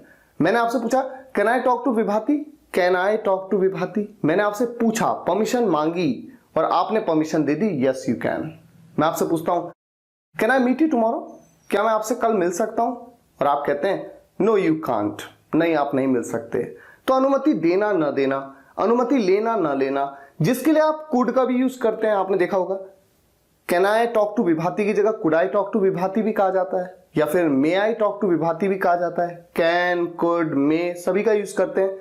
तो कैन का यूज दो सेंस में, पहला सेंस है सकता है, एबिलिटी की बात हो रही है प्रेजेंट में, और दूसरा सेंस क्या है, अनुमति लेना या देना, परमिशन लेना या देना। अब बात करते हैं कुड की। कुड का यूज 4 सेंस में किया जाता है। 4 सेंस, बड़े ध्यान से समझिएगा, इसको, बहुत इंपॉर्टेंट है। पहला सेंस होता है सकता था, बीते कल में आपकी काबिलियत, समर्थता, एबिलिटी की बात होगी। जैसे कैन का यूज प्रेजेंट में एबिलिटी के लिए था, कुड का यूज पास्ट में एबिलिटी के लिए। अभी एग्जांपल दूंगा मैं आपको। दूसरा सेंस होता है कुड का सका या पाया, मैं वहां नहीं जा सका, वो नहीं आ पाया, वो खेल नहीं पाया, सो नहीं पाया, रो नहीं पाया। तीसरा होता है परमिशन लेने या देने के लिए, जैसे कैन का यूज हुआ था, परमिशन लेना या देना। और चौथा होता है टू एक्सप्रेस पॉसिबिलिटी, संभावना को व्यक्त करने के लिए। अभी एग्जांपल सारे आपके सामने आने वाले हैं। सबसे पहला एग्जांपल जो कुड की मैं बात कर रहा हूं, कुड का पहला सेंस है सकता था। क्या? जैसे कि आप मैच जीत सकते थे क्योंकि आपके पास बहुत अच्छे प्लेयर थे, आप मैच जीत सकते थे, आपके अंदर वो काबिलियत थी क्योंकि आपके पास अच्छे प्लेयर्स थे। You could win the match because you had very good players. दूसरा example, he could climb the mountain because he had a very good experience. वो पहाड़ पर चढ़ सकता था, वो काबिल था चढ़ने के, काबिलियत की बात हो रही है। because he had a very good experience, क्योंकि उसके पास बहुत अच्छा एक्सपीरियंस था। इसी तरह का एग्जाम्पल हो सकता है कि I could run continuously for an hour when I was young. जब मैं जवान था ना, मैं कंटिन्यूअसली, लगातार 1 घंटे तक दौड़ सकता था। ये भी तो एग्जाम्पल सही है ना। यानी कुल मिलाकर कुड का यूज एबिलिटी के लिए हो रहा है पास्ट में। अब दूसरा मैंने आपको क्या बताया, सका या पाया। जैसे वो नहीं जा सका, he couldn't go, मैं नहीं आ पाया, I couldn't come। वो किसी तरह से घर पहुंच सका, he could somehow reach home। दूसरा यूसेज हो गया, दूसरा जो सेंस है इसका।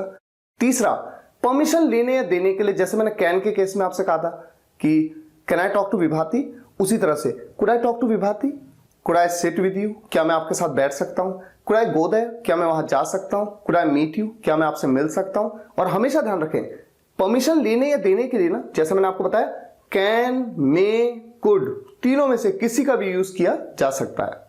और चौथा यूज मैंने आपको कुड का क्या बताया, संभावना को व्यक्त करने के लिए, कोई पॉसिबिलिटी है, जैसे कि वो आज शाम को आपसे मिल सकता है, संभावना, काबिलियत नहीं बल्कि संभावना की बात हो रही है। He could meet you in the evening today।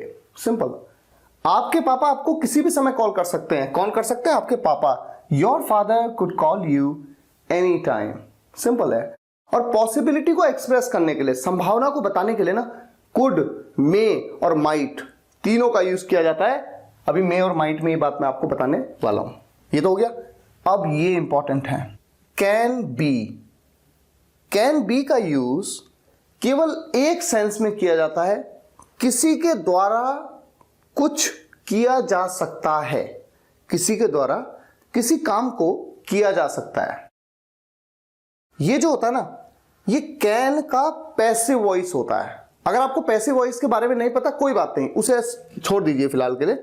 ऐसा समझिए जैसे इसका मतलब है किसी के द्वारा किसी काम को किया जा सकता है, जैसे कि ये टारगेट अचीव किया जा सकता है। और जिस भी काम को किया जा सकता है ना, उसकी थर्ड फॉर्म का यूज करना है।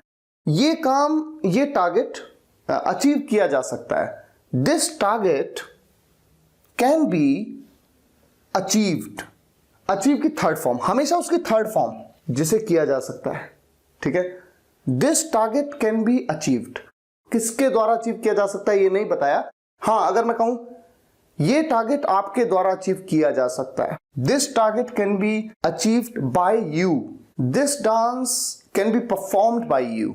इस डांस को ना आपके द्वारा परफॉर्म किया जा सकता है। आप ऐसा मत सोचो कि नहीं कर पाओगे, आप कर लोगे, आप समर्थ हो। इसी तरह का एक और एग्जांपल है, इस गाने को किसी के भी द्वारा गाया जा सकता है। This song can be sung by anybody, ठीक है। तो ये कैन बी का एक सेंस है, सिंपल। अब कैन हैव की बात करते हैं।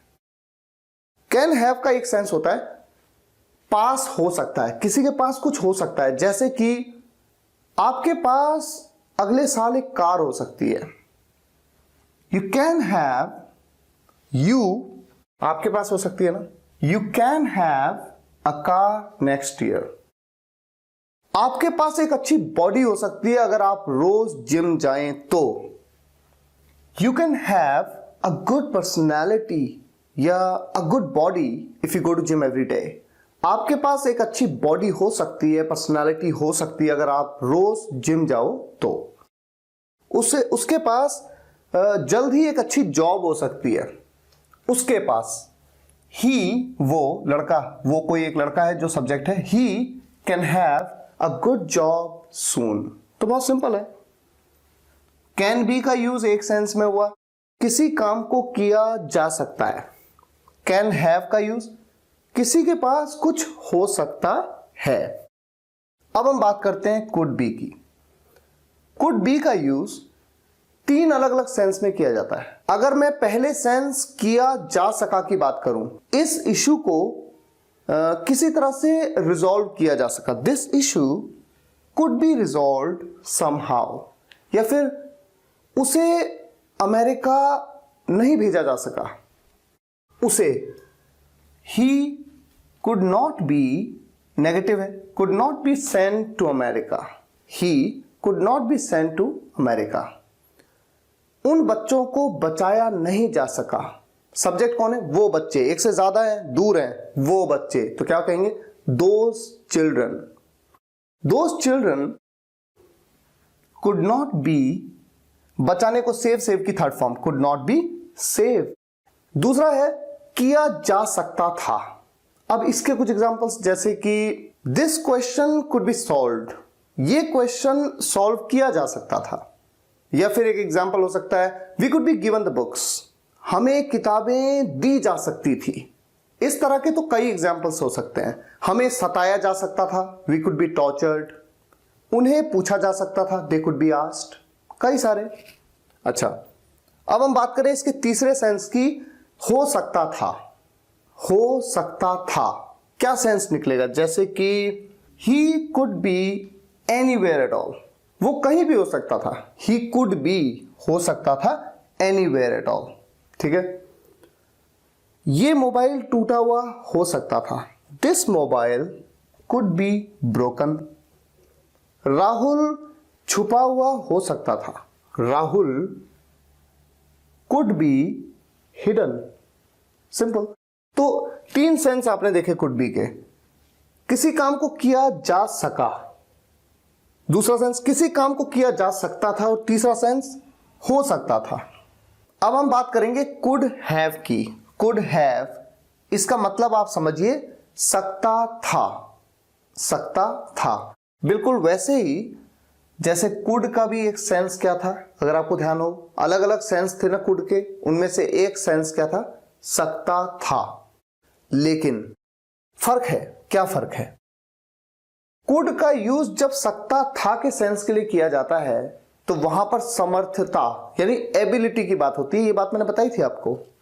लेकिन जब कुड हैव का यूज किया जाता है तो वहां एबिलिटी, ये समर्थता की बात नहीं होती, हाइपोथेटिकल सिचुएशन की बात होती है जो कि अब पॉसिबल ही नहीं है। इस बात को समझने के लिए कुछ सेंटेंस मुझे आपको बताने होंगे। देखिए 2 सेंटेंस मैं आपकी स्क्रीन पे रखता हूं। पहला सेंटेंस है I could run 5 kilometres a day when I was young, और दूसरा सेंटेंस है I could have joined a gym when I was young. पहले सेंटेंस का मतलब है मैं एक दिन में 5 किलोमीटर्स दौड़ सकता था जब मैं जवान था, जब मैं यंग था। यहां पर मैं अपनी काबिलियत के बारे में आपको बता रहा हूं कि मेरे अंदर इतनी क्षमता थी, मैं इतना काबिल था, मैं समर्थ था, एबल था कि मैं 5 किलोमीटर एक दिन में दौड़ सकता था। और दूसरे सेंटेंस का मतलब है मैं जिम ज्वाइन कर सकता था जब मैं यंग था। यहां पर सेंस पता है कैसा है? सेंस कुछ ऐसा है जैसे कि जब मैं यंग था ना तो मैं जिम ज्वाइन कर सकता था, मैंने क्यों नहीं किया, एक दुख है मुझे, एक रिग्रेट की फीलिंग है मेरे अंदर। I could have joined a gym when I was young, मैंने नहीं किया। ये हमेशा कुड हैव का यूज सकता था के लिए जब होगा ना तो ऐसी सिचुएशन को बताने के लिए जिसमें कि मुझे ना मतलब बताने वाले को, ये जो भी सब्जेक्ट है उसको थोड़ा दुख भी हो रहा है क्योंकि अब वो नहीं हो सकता, कभी वो तो अब कभी हो ही नहीं सकता, मैंने उस मौके को खो दिया। लेकिन जो पहला सेंटेंस था कुड के साथ, वहां पर समर्थता, एबिलिटी की बात होती है। अब देखिए फिर समझिए, 2 सेंटेंस और मैं आपके सामने रख रहा हूं। सेंटेंस नंबर 1, पिछले साल मैं 12 घंटे काम कर सकता था, एक दिन में 12 घंटे काम कर सकता था। यहां पर मैं आपको अपनी काबिलियत के बारे में बता रहा हूं, अपनी एबिलिटी के बारे में। तो किसका यूज करूंगा? काबिलियत के लिए जब सकता था तो कुड का यूज करूंगा। कैसे? I could work for 12 hours a day last year, मैं 12 घंटे काम कर सकता था एक दिन में लास्ट ईयर। अब दूसरी बात कहता हूं मैं कहता हूं मैं 12 घंटे काम कर सकता था लेकिन मैंने किया नहीं। एक पछतावा मेरे मन में है, ये कभी वापस नहीं आ सकता, बीत गया समय, मुझे करना चाहिए था, मेरे मन में कहीं ना कहीं मुझे करना चाहिए था लेकिन मैंने किया नहीं। I could have worked for 12 hours a day, मैं 12 घंटे काम कर सकता था। I could have worked for 12 hours a day but I didn't, लेकिन मैंने किया नहीं। तो ये एक फर्क होता है। कुड का यूज सकता था के सेंस में एबिलिटी के लिए, और कुड हैव का यूज हाइपोथेटिकल सिचुएशन के लिए जो कभी वापस नहीं आ सकती। अब हम बात करते हैं यूज टू और वुड की। इन दोनों का एक सेंस तो बिल्कुल क्लियर आपको होना चाहिए कि सब्जेक्ट किसी काम को करता था या फिर सब्जेक्ट किसी काम को किया करता था। इसके लिए आप यूज टू या वुड दोनों का यूज कर सकते हैं। अब वुड के ना अलग अलग और भी सेंस हैं, लेकिन पहला सेंस ये है। यूज टू का तो एक ही सेंस है, किसी काम को करता था। तो कैसे? जैसे कि एग्जांपल हो, ही वो आपके घर आता था, he use to come to your home, वो आपके घर आता था, आने का काम। और जिस भी काम को करने की बात होगी उसकी हमेशा फर्स्ट फॉर्म का यूज करेंगे। He use to come to your home, या फिर यूज टू की जगह वुड भी कह सकते हो, he would come to your home. Simple. हम आपके साथ फुटबॉल खेलते थे, we use to play football with you, या फिर we would play football with you. हम वहां जाते थे, we use to go there, या फिर we would go there. Simple, बस। वो मेरे साथ बैठता था, he use to sit with me, या फिर ही वुड सिट विद मी।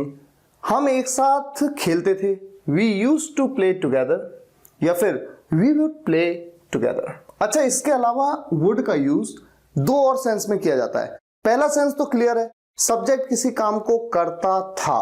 अब दूसरा सेंस होता है सब्जेक्ट किसी काम को करता, जाता, आता, खेलता, उठता, बैठता, सोता, रोता। जैसे मैं आपसे कहूं, अगर मैं देहरादून आता तो आपको कॉल जरूर करता। If I came to Dehradun I would definitely call you, I would definitely call you. तो जिस भी काम को करता उसकी फर्स्ट फॉर्म का यूज होता है। अब जैसे कि मैं आपसे कहूं कि मैं आपके साथ खेलता, I would play with you. मैं आपके साथ वहां जाता, I would go with you there. Would का यूज 2 सेंस में तो हमने समझ लिया। पहला सेंस था किसी काम को करता था, दूसरा सेंस सब्जेक्ट किसी काम को करता। अब तीसरा सेंस है पास्ट ऑफ विल। अब इसका क्या मतलब है? ये बहुत ही खास है, इंपॉर्टेंट है। अब देखिए, हम भविष्य के लिए जब भी कोई बात कहते हैं तो विल का यूज करते हैं, जैसे कि वो जाएगा, वो आएगा, वो खेलेगा, विल का यूज करते हैं।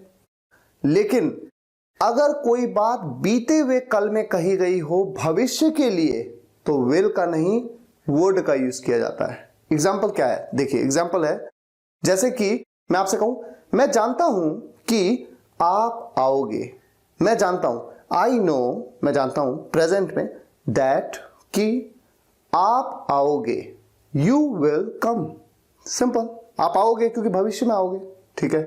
लेकिन अगर मैं आपसे ये कहूं मैं जानता था कि आप आओगे, मैं जानता था, बीते हुए कल में जानता था ना मैं, वो तो बीत चुकी हो बात, मैं जानता था कि आप आओगे, तो पास्ट में कही गई बात भविष्य के लिए वहां पर आओगे, गागेगी के लिए विल नहीं बल्कि वुड का यूज किया जाएगा। मैं जानता था, I knew that you would come, will come नहीं, I knew that you would come, मैं जानता था कि आप आओगे।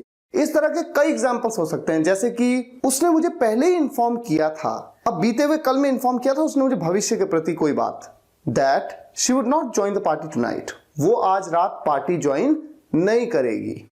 She had told me that she would not support me, उसने मुझे बताया था कि वो मुझे सपोर्ट नहीं करेगी। तो करेगी, गागेगी के लिए जनरली हम विल का यूज कर देते हैं, लेकिन हमें समझना होगा कि अगर सेंटेंस बीते हुए कल में बोला गया है तो विल नहीं बल्कि आप किसका यूज करेंगे, वुड का।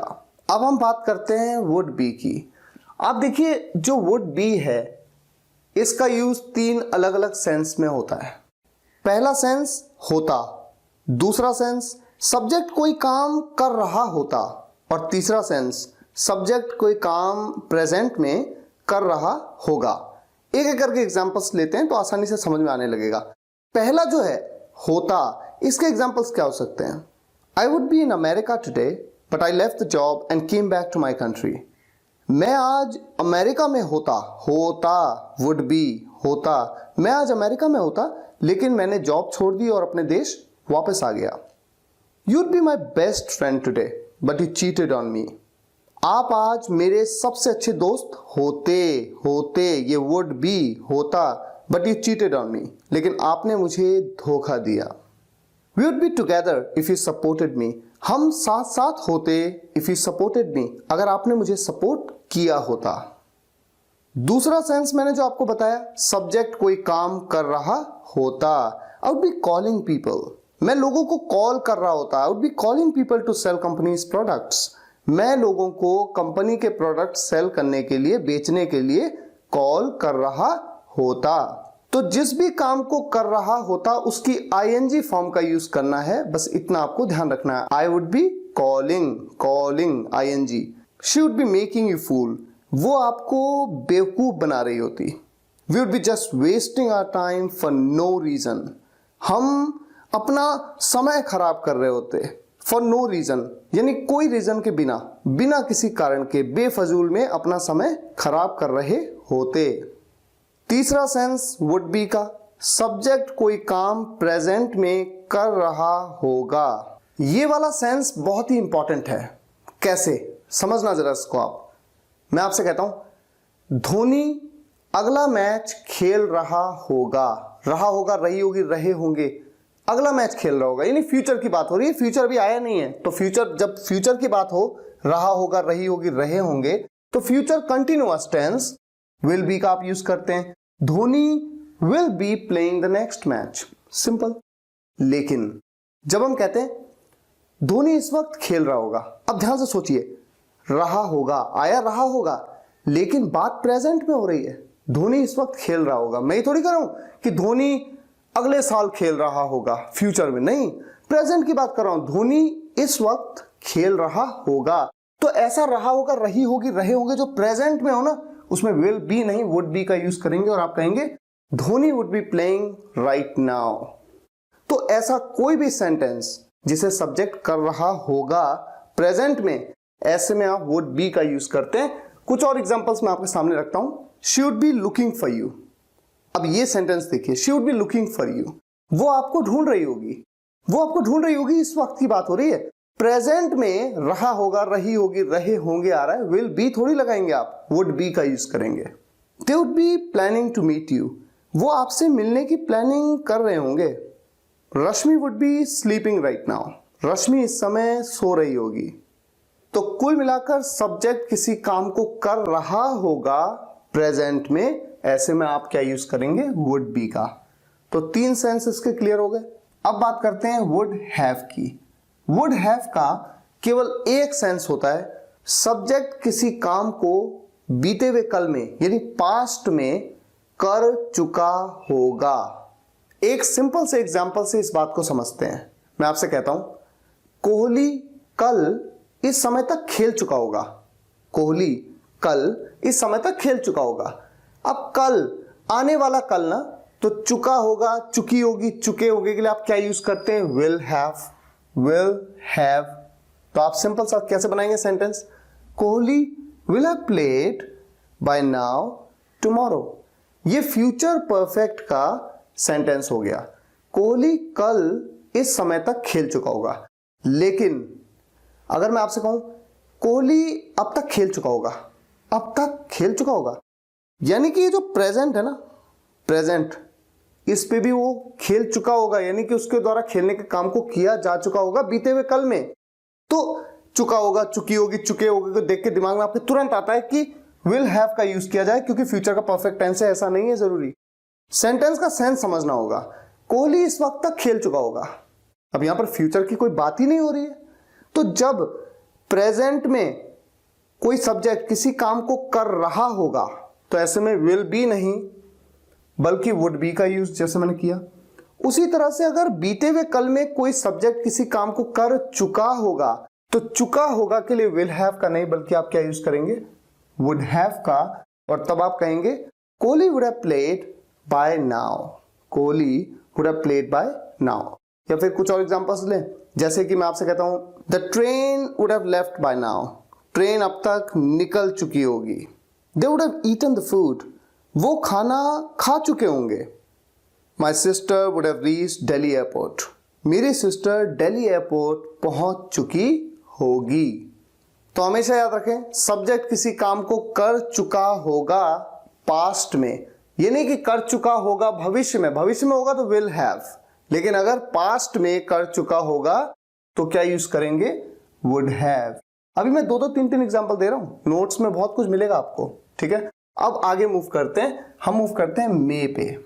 मे का यूज किसी भी सेंटेंस में केवल 3 सेंस में किया जाता है। पहला सेंस सकता है या सकता था, पॉसिबिलिटी के केस में संभावना की बात होती है, सकता है या सकता था। दूसरा सेंस सकता है अनुमति लेने या देने के लिए, परमिशन लेने या देने के लिए। और तीसरा सेंस विश या होप करने के लिए, उम्मीद करने के लिए, किसी को अच्छी विश करने के लिए। एग्जाम्पल्स की अगर हम बात करें, पहले सेंस की बात करते हैं, सकता है या सकता था, पॉसिबिलिटी यानी संभावना के लिए। इट मे रेन टुडे, आज बारिश हो सकती है। देखिए हो सकती है, उसके लिए मे का यूज किया, संभावना है। इट मे रेन यस्टरडे, कल बारिश हो सकती थी, पास्ट में किसी पॉसिबिलिटी के लिए। ही मे कम टू ऑफिस टुडे, वो आज ऑफिस आ सकता है, आज आने की उसकी संभावना है। ही मे कम टू ऑफिस यस्टरडे, वो कल ऑफिस आ सकता था। तो सकता है या सकता था, पॉसिबिलिटी की जहां भी बात आएगी आप मे का यूज कर सकते हैं। और ये भी मैं आपको बता दूं, जब मैंने कुड के बारे में आपको बता रहा था, मैंने बताया था आपको कि पॉसिबिलिटी के केस में कुड, मे और माइट तीनों में से किसी का भी यूज किया जा सकता है। दूसरा सेंस है सकता है परमिशन लेने या देने के लिए। एग्जाम्पल्स क्या हो सकते हैं, मे आई कम इन मैम, क्या मैं अंदर आ सकता हूं मैम। मे आई सिट, क्या मैं बैठ सकता हूं। मे आई टॉक टू विभाती, क्या मैं विभाती से बात कर सकता हूं। और जैसा कि पहले भी बताया जा चुका है, आप कैन, कुड और मे तीनों का यूज कर सकते हैं परमिशन लेने या देने के लिए। तीसरा सेंस मे का क्या है, विश या होप करने के लिए, टू विश और hope. Examples, may you succeed in life, भगवान करे आप अपने जीवन में सफल हों। एक विश कर रहे हैं आपके लिए। मे से शुरुआत होती है ऐसे सेंटेंसेस की, और सेंटेंस के एंड में एक एक्सक्लेमेशन मार्क लगता है। आपने अक्सर इस तरह के सेंटेंसेस देखे होंगे। May you pass the exam, भगवान करे आपका एग्जाम पास हो जाए। May you win the match, भगवान करे आप मैच जीत जाएं। तो आपने देखा कि हमने मे का यूज 3 सेंस में किया। अब माइट की बात करते हैं। माइट का यूज एक सेंस में किया जाता है और वो सेंस होता है पॉसिबिलिटी का सेंस। पॉसिबिलिटी, सकता है या सकता था। जैसे कल बारिश हो सकती थी, इट माइट रेन येस्टरडे। जहां पर मे का भी यूज कर रहे हैं, कुड का भी यूज कर रहे हैं, माइट का भी कर सकते हैं, इट माइट रेन येस्टरडे। या फिर आज बारिश हो सकती है, इट माइट रेन टुडे। वो आपके घर आ सकता है, he might come to your home. मैं वहां जा सकता हूं, आई माइट गो देयर। वो आपके साथ खेल सकता है, he might play with you. तो मे का यूज तो 3 अलग अलग सेंस में, माइट का यूज सिर्फ एक सेंस में, सकता है या सकता था। अब बात करते हैं मे या माइट के साथ बी या हैव की। मे बी हो चाहे माइट बी हो, या फिर मे हैव हो चाहे माइट हैव हो, मीनिंग बिल्कुल सेम होता है, ज्यादा फर्क होता नहीं है। बस एक बात जो कही जाती है वो ये कि जब भी सेंटेंस में मे का यूज होगा तो एक स्ट्रॉन्ग पॉसिबिलिटी की बात होगी, ज्यादा उम्मीद है, ज्यादा संभावना है कि वो चीज हो जाए। और जब माइट का यूज होगा तो पॉसिबिलिटी बहुत कम होगी। क्या एग्जांपल्स हो सकते हैं? देखिए 2 सेंटेंस आपकी स्क्रीन पे आपके सामने हैं। पहला sentence, he may go to Delhi. ये सेंटेंस इस संभावना को बताता है कि उसकी दिल्ली जाने की संभावना ज्यादा है, काफी संभावना है कि वो दिल्ली जाए। और दूसरा वाला सेंटेंस जब हम कहते हैं ना, तो ऐसा लगता है जैसे कि हम श्योर नहीं है कि वो दिल्ली जाएगा भी कि नहीं जाएगा, हो सकता है चला जाए, बहुत कम संभावना है, he might go to Delhi. वैसे ये बात कहीं पे लिखी नहीं है कि मे का यूज स्ट्रॉन्ग पॉसिबिलिटी के लिए यानी बहुत ज्यादा संभावना के लिए होगा, या माइट का यूज कम पॉसिबिलिटी, लीस्ट पॉसिबिलिटी के लिए होगा, ऐसा कहीं लिखा नहीं है। लेकिन जब आप नेटिव स्पीकर्स को सुनेंगे तो आप इस बात को नोटिस करेंगे कि जहां पर बहुत कम संभावना हो ना किसी चीज के होने की, वहां पर माइट का यूज वो ज्यादा करते हैं कंपैरेटिवली। हालांकि आप दोनों में से किसी का भी यूज करें तो ज्यादा फर्क नहीं आता है। अब देखते हैं सबसे पहले कि मे बी और माइट बी, इनका यूज 3 सेंस में होता है। पहला सेंस, हो सकता है, पॉसिबिलिटी की बात है। ही मे बी एट होम, वो घर पे हो सकता है। यहां पर मैं ये भी कह सकता हूं, he might be at home, वो घर पर हो सकता है। She might be in school right now, वो इस वक्त स्कूल में हो सकती है। They may be present in the class today, आज वो क्लास में प्रेजेंट हो सकते हैं। दूसरा सेंस होता है, किसी काम को किया जा सकता है, पॉसिबिलिटी है, इस बात की संभावना है कि किसी काम को ना सब्जेक्ट के द्वारा किया जा सकता है। It may be resolved, resolve मतलब हल करना, किसी समस्या को, किसी प्रॉब्लम को रिजॉल्व करना, इसे रिजॉल्व किया जा सकता है, इस बात की संभावना है। We may be order to stay, हमें ऑर्डर किया जा सकता है रुकने का। He may be sent to America, उसे अमेरिका भेजा जा सकता है, इस बात की संभावना है। तो जहां जहां पे मे बी का यूज हुआ वहां वहां पे माइट बी का यूज आप कर सकते हैं, सेंस में कोई फर्क नहीं आएगा। तीसरा सेंस होता है मे बी या माइट बी का, सब्जेक्ट शायद किसी काम को कर रहा हो या कर रहा होगा। एग्जाम्पल लेते हैं, वो शायद घर जा रहा होगा, शायद जा रहा होगा यानी सब्जेक्ट किसी काम को ना शायद कर रहा होगा। He might be going home right now, going home या गोइंग टू होम कोई प्रॉब्लम नहीं है। और मे बी गोइंग या माइट बी गोइंग, तब भी कोई डिफरेंस नहीं है। They might be supporting him, वो शायद उसे सपोर्ट कर रहे होंगे। We might be looking for a job, हम शायद जॉब ढूंढ रहे होंगे। तो इन 3 अलग अलग सेंस में आप मे बी या माइट बी का यूज कर सकते हैं। अब बात आती है मे हैव या माइट हैव की। एक सेंस में यूज किया जाता है इसका, और वो सेंस क्या है? हो सकता है सब्जेक्ट कोई काम कर चुका होगा, यानी कि शायद सब्जेक्ट कोई काम कर चुका है। एग्जाम्पल क्या हो सकता है? ही मे हैव डन इट, शायद वो ये कर चुका है। यहां पर मे हैव की जगह माइट हैव का भी यूज कर सकते हैं, ही might have done it. Anjali may have solve this question, Anjali शायद ये क्वेश्चन सॉल्व कर चुकी हो। You may have understood my point, शायद आप मेरी बात समझ चुके हो। या फिर एक एग्जाम्पल मैं ले सकता हूं, शायद वो अमेरिका जा चुका हो, he might have gone to America, या he may have gone to America. तो जो भी काम सब्जेक्ट कर चुका हो, शायद उस काम की थर्ड फॉर्म का यूज करना है। अच्छा, अब हम आगे बढ़ते हैं शुड हैव हैड पर। शुड हैव हैड का यूज 2 सेंस में किया जाता है। पहला सेंस पास होना चाहिए था, किसी के पास कुछ होना चाहिए था। और दूसरा सेंस खाना या पीना चाहिए था। अच्छा, खाने को हम ईट कहते हैं, पीने को हम ड्रिंक कहते हैं, और पीने या खाने के लिए हम ईट या ड्रिंक की जगह पे टेक का भी यूज करते हैं। उसी तरह से खाने या पीने के लिए हैव का भी यूज किया जाता है। अभी एग्जांपल्स मैं आपको बताता हूं। सबसे पहले सेंस के लिए पहला सेंस क्या है? पास होना चाहिए था। इसके लिए देखिए एग्जांपल्स क्या हो सकते हैं। I should have had my umbrella today as it's raining heavily. I should have had, मेरे पास होना चाहिए था, माई अम्ब्रेला, मेरा छाता आज मेरे पास अपना छाता होना चाहिए था क्योंकि बहुत तेज बारिश हो रही है। You should have had your own calculator, आपके पास अपना खुद का कैलकुलेटर होना चाहिए था। He should have had a pen to write, उसके पास एक पेन होना चाहिए था लिखने के लिए। तो किसी भी व्यक्ति के पास कुछ होना चाहिए था, ऐसे में आप शुड हैव हैड का यूज करते हैं। अच्छा, इसका जो दूसरा सेंस है खाना या पीना चाहिए था, ऐसे में एग्जाम्पल क्या हो सकता है? They should have had the food before they left for the movie. They should have had the food, उन्हें खाना खा लेना चाहिए था। यहां पर हैड की जगह पे ईटन या टेकन भी कहा जा सकता था, लेकिन जैसा मैंने आपसे कहा कि खाने को ईट भी कह सकते हैं, टेक भी कह सकते हैं और हैव भी कह सकते हैं। तो यहां पर हैव की थर्ड फॉर्म हैड का यूज किया गया है। आई should have had a cup of T in the morning today, आज सुबह मुझे एक कप चाय पी लेनी चाहिए थी।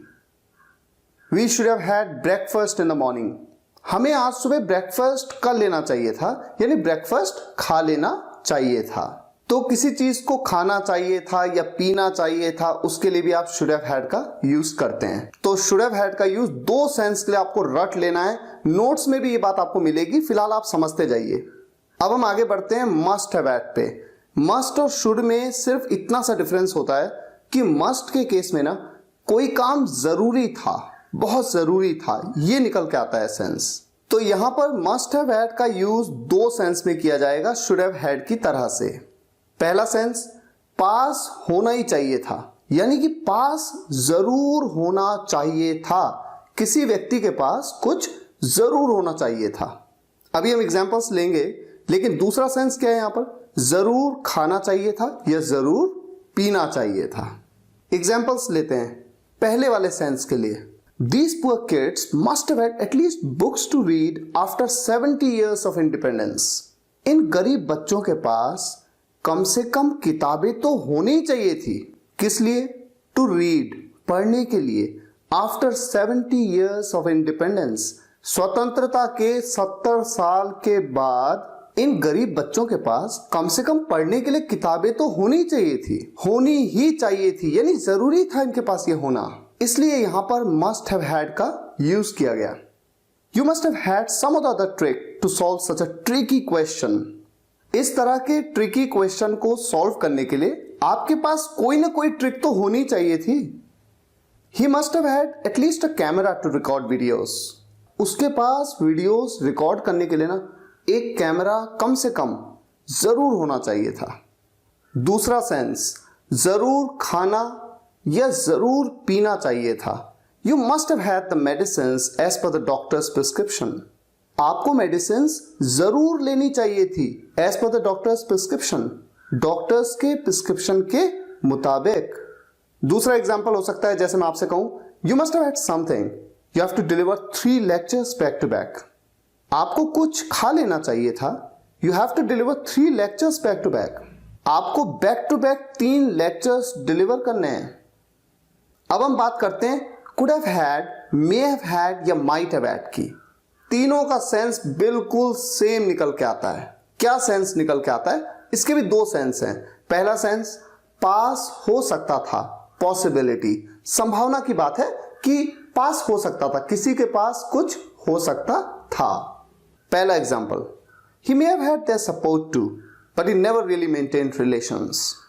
उसके पास उनका सपोर्ट भी हो सकता था, लेकिन he never really maintained relations. उसने कभी रिलेशंस मेंटेन ही नहीं किए, यानी उसने कभी अच्छे संबंधों को ना बनाए नहीं रखा। If he had taken his decision judiciously, I'm sure he could have had huge public support today.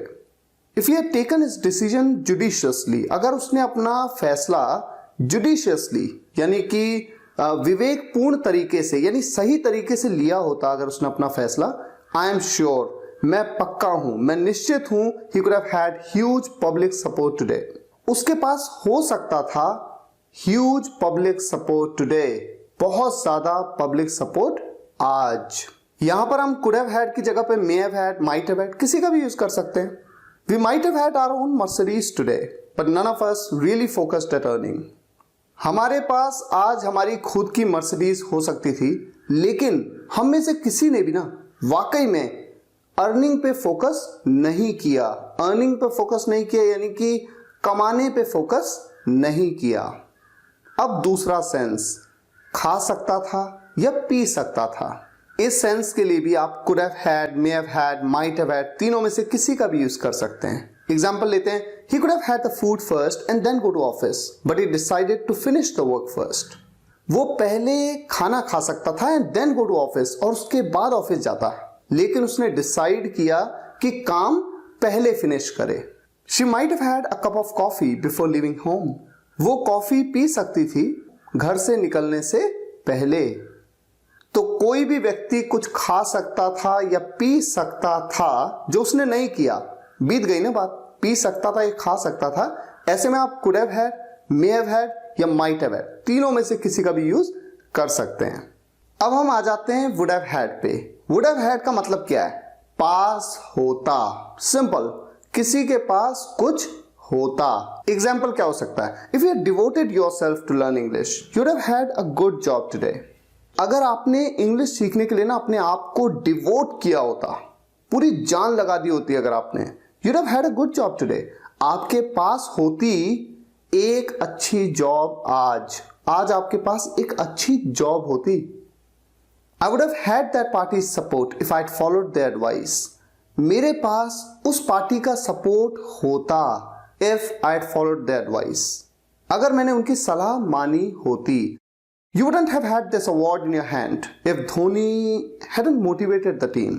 You wouldn't have had this award in your hand. ये अवार्ड आपके हाथ में नहीं होता, यानी आपके पास नहीं होता ये अवार्ड आपके हाथ में if Dhoni hadn't motivated the team. अगर धोनी ने टीम को मोटिवेट नहीं किया होता तो। अब हम बात करते हैं हैज बीन और हैव बीन की। हैज बीन या हैव बीन का यूज तीन सेंस में किया जाता है, इसे ध्यान से समझिएगा, बहुत ही इंपॉर्टेंट है। पहला सेंस आप में से हर कोई जानता है, किसी समय से कर रहा है, यानी कि सब्जेक्ट किसी काम को किसी समय से, कोई समय दिया गया होगा ना, उस समय से कर रहा है। प्रेजेंट परफेक्ट कंटिन्यूअस टेंस में, जहां पर आईएनजी का आप यूज करते हैं। अभी एग्जांपल्स में सब क्लियर होने वाला है। दूसरा सेंस होता है किसी समय से है विदाउट आईएनजी, यहां पर आईएनजी का यूज नहीं होता, अभी मैं आपको बताऊंगा। और तीसरा सेंस काम किया जा चुका है, किसी काम को किया जा चुका है, जैसे मुझे भेजा जा चुका है, उसे बताया जा चुका है। इस तरह के सेंटेंसेस प्रेजेंट परफेक्ट के पैसिव वॉइस सेंटेंस होते हैं। फिलहाल हम आगे बढ़ते हैं। सबसे पहला सेंस क्या है? किसी समय से कर रहा है। आप में से अधिकतर स्टूडेंट्स जो टेंस के सेंटेंसेस को बना सकते हैं ना, वो इजीली इस सेंस को समझ सकते हैं। He has been playing football since morning. वो सुबह से फुटबॉल खेल रहा है, सुबह से। तो देखिए, सुबह से जब मैं कहता हूं ना, तभी तो कह रहा हूं किसी समय से कर रहा है। सब्जेक्ट किसी काम को कर रहा है, यहां पर क्या काम कर रहा है? फुटबॉल खेलने का काम कर रहा है। दूसरा एग्जांपल हो सकता है, we have been calling you for many days. हम आपको कई दिनों से कॉल कर रहे हैं। तो ऐसे सेंटेंसेस में हैज बीन या हैव बीन का यूज हो जाता है। ये तो हम में से अधिकतर जानते हैं, लेकिन जो दूसरा सेंस है किसी समय से है, जहां पर आईएनजी का यूज नहीं होता है, इसको समझना इंपॉर्टेंट है। देखिए, आपके सामने एग्जांपल है, I have been in Delhi since 2004। I have been in Delhi, मैं दिल्ली में हूं 2004 से। अगर ये सेंटेंस सिर्फ इतना होता, मैं दिल्ली में हूं, तो मैं कहता आई एम इन दिल्ली, मैं दिल्ली में हूं, आई एम इन दिल्ली। लेकिन जैसे ही मैंने कहा 2004 से, किसी समय से, वो जैसे ही मैंने कहा ना किसी समय से, तुरंत यहां पर एम बदल गया हैज बीन या हैव बीन में, और आई के साथ क्या यूज करते हैं? Have been. तो इसलिए यहां पर यूज हुआ have been. I been in Delhi since 2004। अच्छा, मैं आपसे अगर कहूं वो घर पर है, वो घर पर है को आप कैसे बनाएंगे? He is at home, simple. लेकिन जैसे ही मैं कहता हूं वो काफी देर से घर पे है, वो काफी देर से घर पे है, काफी देर से, ये जो समय से की बात हो गई ना, इसीलिए तो यहां पर हैज बीन या हैव बीन में चेंज हो जाएगा। ही के साथ आप क्या लगाएंगे? Has been. He has been at home for a long. इसी तरह का एक एग्जांपल हो सकता है, he has been my friend since childhood. वो मेरा दोस्त है बचपन से। अगर यहां पर बस इतना समझ लीजिए समय से की बात ना होती ना, तो यहां पर हैज बीन की जरूरत ही नहीं थी। अगर मैं सिर्फ इतना कहता ही इज माई फ्रेंड, वो मेरा दोस्त है। लेकिन चूंकि मैंने कहा वो मेरा दोस्त बचपन से है, तो बचपन से जैसे ही समय से की बात आ गई, तुरंत आपने वहां पर हैज बीन या हैव बीन का यूज कर लिया। तीसरा सेंस, काम किया जा चुका है। सब्जेक्ट के द्वारा किसी काम को किया जा चुका है। प्रेजेंट परफेक्ट का passive voice, they have been asked, उन्हें पूछा जा चुका है। अब हमेशा एक चीज का ध्यान रखना है, चूंकि ये पैसिव वॉइस के सेंटेंस हैं, इनमें हमेशा वर्ब की थर्ड फॉर्म का यूज होगा। आस्क की थर्ड फॉर्म आस्क्ड का यूज हो रहा है ना, दे हैव बीन आस्क्ड। अच्छा, किसके द्वारा? काम को किया तो जा चुका है, पूछा जा चुका है, किसके द्वारा? अगर ये भी बताया गया हो तो कैसा सेंटेंस हो सकता है? They have been asked by the police, उन्हें पुलिस के द्वारा पूछा जा चुका है। यानी जिसके द्वारा उस काम को किया गया ना, बाय का यूज करते हैं पैसिव वॉइस में। We have been given the books, हमें किताबें दी जा चुकी हैं। We have been given the books by Rahul, हमें राहुल के द्वारा किताबें दी जा चुकी हैं। This movie has been seen, ये मूवी देखी जा चुकी है। जिस तरह से हैज बीन और हैव बीन का यूज तीन अलग अलग सेंस में हुआ। पहला सेंस क्या था? किसी समय से कर रहा है, सब्जेक्ट किसी काम को किसी समय से कर रहा है। दूसरा सेंस था किसी समय से है। तीसरा सेंस काम किया जा चुका है पैसिव वॉइस में। उसी तरह से हैड बीन का भी यूज ठीक इसी तरह के तीन सेंस के लिए किया जाता है। पहला सेंस किसी समय से कर रहा था, सब्जेक्ट किसी काम को किसी समय से कर रहा था, पास्ट परफेक्ट कंटिन्यूअस टेंस में।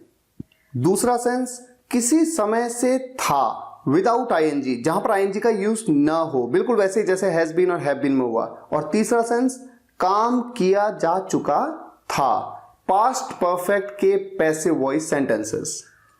पहले सेंस के एग्जांपल क्या हो सकते हैं? He had been playing football since morning, वो सुबह से फुटबॉल खेल रहा था। We had been calling you for many days, हम कई दिनों से आपको कॉल कर रहे थे। बहुत सिंपल है ये। दूसरे सेंस में, जैसे मैंने पिछली बार एग्जांपल्स लिए थे, I had been in Delhi since 2004, मैं 2004 से दिल्ली में था। He had been at home for a long, वो काफी दिनों से घर पर था। काफी दिनों से यानी काफी लंबे समय से। He had been my friend since childhood, वो बचपन से मेरा दोस्त था। तीसरा सेंस काम किया जा चुका था। They had been asked by the police, उन्हें पुलिस के द्वारा पूछा जा चुका था। We had been given the books, हमें किताबें दी जा चुकी थी। This movie had been seen, ये मूवी देखी जा चुकी थी। ही हैड बीन टोल्ड, उसे बताया जा चुका था। वी हैड बीन सेंट, हमें भेजा जा चुका था। इस तरह के कई एग्जाम्पल्स हो सकते हैं। अब हम मूव करते हैं शुड हैव बीन पे। शुड हैव बीन, पहला सेंस होना चाहिए था। दूसरा सेंस किया जाना चाहिए था। पैसिव वॉइस है किसका? शुड हैव का। ये बात पैसिव ऑफ मॉडल्स के वीडियो लेक्चर में ऑलरेडी बता चुका हूं, तो रिपीट नहीं करूंगा, सिर्फ सेंस आपको समझाऊंगा एग्जांपल्स के साथ में। पहला सेंस होना चाहिए था, he should have been at home, उसे घर पे होना चाहिए था। We should have been in the gym right now, हमें इस वक्त जिम में होना चाहिए था। You should have been school right now, आपको इस वक्त स्कूल में होना चाहिए था। शुड हैव बीन का यूज किस सेंस में? होना चाहिए था। दूसरा सेंस किया जाना चाहिए था, किसी काम को ना किया जाना चाहिए था, पैसिव वॉइस का सेंटेंस है। और मैंने जैसा बताया पैसिव वॉइस में तो हमेशा वर्ब की थर्ड फॉर्म का आप यूज करेंगे। It should have been done, ये किया जाना चाहिए था। This mobile should have been sent for repairing, ये मोबाइल रिपेयरिंग के लिए भेज दिया जाना चाहिए था। We should have been sent back home. हमें घर वापस भेज दिया जाना चाहिए था। यानी कि जिस भी काम को करने की बात हो रही है ना, उसे किया जाना चाहिए था या किया जा चुका होना चाहिए था, कि अब तक तो वो हो ही चुका होता। और जिस तरह से शुड हैव बीन का यूज दो सेंस में हम कर रहे हैं, ठीक उसी तरह से मस्ट हैव बीन का यूज भी दो सेंस में करेंगे। और सेंस में फर्क क्या आएगा? जरूर, जरूर वाली बात। पहला सेंस जरूर होना चाहिए था, यानी होना ही चाहिए था। और दूसरा सेंस जरूर किया जाना चाहिए था या फिर किया जाना ही चाहिए था। और ये किसका पैसिव है? ये मस्ट हैव का पैसिव है। पहले सेंस के लिए एग्जाम्पल क्या हो सकते हैं? जरूर होना चाहिए था, यानी होना ही चाहिए था। You must have been with your brother in such a tragic moment. आपको इतने दुखद पल में अपने भाई के साथ होना ही चाहिए था। ये तो जरूरी है। जरूरी फीलिंग जहां पर आ जाए ना, वहां पर शुड हैव बीन नहीं बल्कि मस्ट हैव बीन का आप यूज करते हैं। They all must have been in hospital right now. उन सबको इस वक्त हॉस्पिटल में होना चाहिए था। और दूसरा सेंस जरूर किया जाना चाहिए था, पैसिव वॉइस में। It must have been done before 1 PM। 1 बजे से पहले ये जरूर किया जाना चाहिए था। His family must have been given police protection. उसके परिवार को पुलिस प्रोटेक्शन जरूर दिया जाना चाहिए था। अभी आप 2-2, 3-3 सेंटेंसेस से क्या सीख रहे हैं? सिर्फ कॉन्सेप्ट की बारीकी को समझ रहे हैं अभी आप। अब देखिए, could have been, may have been या माइट हैव बीन, तीनों का मतलब एक ही होता है। एक ही सेंस के लिए तीनों का यूज किया जाता है। क्या सेंस है? 2 सेंस हैं। पहला सेंस हो सकता था, पॉसिबिलिटी के लिए, संभावना के लिए। और दूसरा सेंस किया जा सकता था, पैसिव वॉइस किसका? कुड हैव का या मे हैव का या माइट हैव का। Example, he could have been a good friend of mine today but he always used me for his sake. He could have been a good friend of mine today. वो आज मेरा एक अच्छा दोस्त हो सकता था। यहां पर could have been की जगह may have been, might have been किसी का भी यूज कर सकता हूं। but he always used me for his sake. लेकिन उसने हमेशा मुझे अपने फायदे के लिए यूज किया, अपने खातिर यूज किया। Varun and Pradeep may have been together, but they were quite different in nature.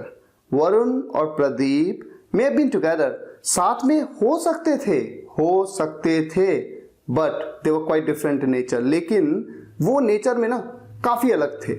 यहां पर may have been की जगह could have been या might have been का भी तो यूज कर सकते थे। You might have been under pressure if Kohli hadn't hit the century. You might have been under pressure. आप अंडर प्रेशर हो सकते थे, यानी आप दबाव में आ सकते थे। If Kohli hadn't hit the century, अगर कोहली ने सेंचुरी नहीं मारी होती तो। अब दूसरा सेंस किया जा सकता था, जो पैसिव वॉइस का सेंस है ना, किसी काम को किया जा सकता था। He could have been sent to market, उसे मार्केट भेजा जा सकता था। We could have been asked all these questions, हमें ये सब क्वेश्चंस पूछे जा सकते थे। They could have been seen anywhere, उन्हें कहीं भी देखा जा सकता था। पहले सेंटेंस में भेजने के काम को किया जा सकता था, दूसरे सेंटेंस में पूछने के काम को, और तीसरे सेंटेंस में देखने के काम को किया जा सकता था। अब हम बात करते हैं वुड हैव बीन की। वुड हैव बीन का यूज 2 सेंस में किया जाएगा। पहला सेंस जो है ना, यह है होता या हो चुका होता या फिर बन चुका होता। और दूसरा सेंस काम किया जा चुका होता। ये पैसिव वॉइस है वुड हैव का। किसी काम को सब्जेक्ट के द्वारा किया जा चुका होता। पहले सेंस होता, हो चुका होता या बन चुका होता। इसके लिए एग्जांपल क्या हो सकता है? जैसे मैं आपसे कहूं, if you had informed him beforehand he would have been at home. अगर आपने उसे पहले ही इन्फॉर्म कर दिया होता, he would have been at home, he would have been at home. वो होता घर पर, यानी वो घर पर ही रहता, वो घर पर ही होता। दूसरा example, I would have been more satisfied if you had returned my money yesterday itself. I would have been more satisfied. मैं ज्यादा संतुष्ट होता या हो चुका होता, मैं ज्यादा संतुष्ट हो चुका होता या ज्यादा संतुष्ट होता if you had returned my money yesterday itself. अगर आप मेरा पैसा मुझे कल ही लौटा देते तो, अगर आप मेरा पैसा मुझे कल ही लौटा देते तो मैं ज्यादा सेटिस्फाइड होता। If I had studied well in school, I would have been an engineer, a teacher or a doctor today. अगर मैंने स्कूल में अच्छी पढ़ाई की होती, I would have been an engineer, a teacher or a doctor today. मैं आज एक इंजीनियर होता, टीचर होता या एक डॉक्टर होता। अब डॉक्टर होता या डॉक्टर बन चुका होता, बात लगभग एक जैसी है, इसलिए मैंने आपसे कहा कि वुड हैव बीन का पहला सेंस है होता, हो चुका होता या बन चुका होता। अब दूसरा सेंस जो इसका है, काम किया जा चुका होता, ये पैसिव वॉइस में है। They would have been caught by now, वो अब तक पकड़े जा चुके होते। पकड़ने के काम को ना किया जा चुका होता, किसके द्वारा ये नहीं बताया गया यहां पर। अगर बताना चाहें तो बता सकते हैं, they would have been caught by now by police, वो अब तक पुलिस के द्वारा पकड़े जा चुके होते। The culprits would have been sent behind the bars by now, दोषियों को would have been sent, culprits मतलब दोषी, दोषी जो है ना वुड हैव बीन सेंट, उन्हें भेजा जा चुका होता behind the bars, behind the bars यानी सलाखों के पीछे, बाय नाउ अब तक, दोषियों को अब तक सलाखों के पीछे भेजा जा चुका होता, यानी भेजने के काम को किया जा चुका होता। If we had requested we have been provided all the important documents, अगर हमने रिक्वेस्ट की होती हमें दिए जा चुके होते ऑल द इंपॉर्टेंट डॉक्यूमेंट्स, सभी इंपॉर्टेंट डॉक्यूमेंट्स, सभी महत्वपूर्ण दस्तावेज। आप में से जो भी स्टूडेंट्स इंग्लिश बोलना चाहते हैं उनको एक एक वर्ब को याद करना होगा, एक एक वर्ब के अलग अलग मीनिंग, अलग अलग सेंस क्या है उसके, उन्हें याद करना होगा। शुरुआत में दिक्कत आ सकती है, आपको याद नहीं होगा ढंग से कि इसके अलग अलग क्या सेंस हैं, लेकिन जैसे जैसे प्रैक्टिस करेंगे आसान होगा, पहली बात। दूसरा, जब आप न्यूज़पेपर पढ़ते हैं, कोई नॉवेल पढ़ते हैं, कहीं पे भी कोई भी सेंटेंस आपके सामने आता है, रिलेट करिए कि वो इस वर्ब के किस पर्टिकुलर मीनिंग से रिलेटेड है। जब आप धीरे धीरे ऐसा करते जाएंगे ना, मैं आपको यकीन दिलाता हूं सेंटेंसेस को बनाने लगेंगे, सही से लिखने लग जाएंगे, और फिर थोड़ा प्रैक्टिस करेंगे तो बोलने भी लगेंगे। तो जितने भी वर्ब्स यहां पर कवर हुई हैं, सभी वर्ब्स के नोट्स कहां पर अवेलेबल हैं?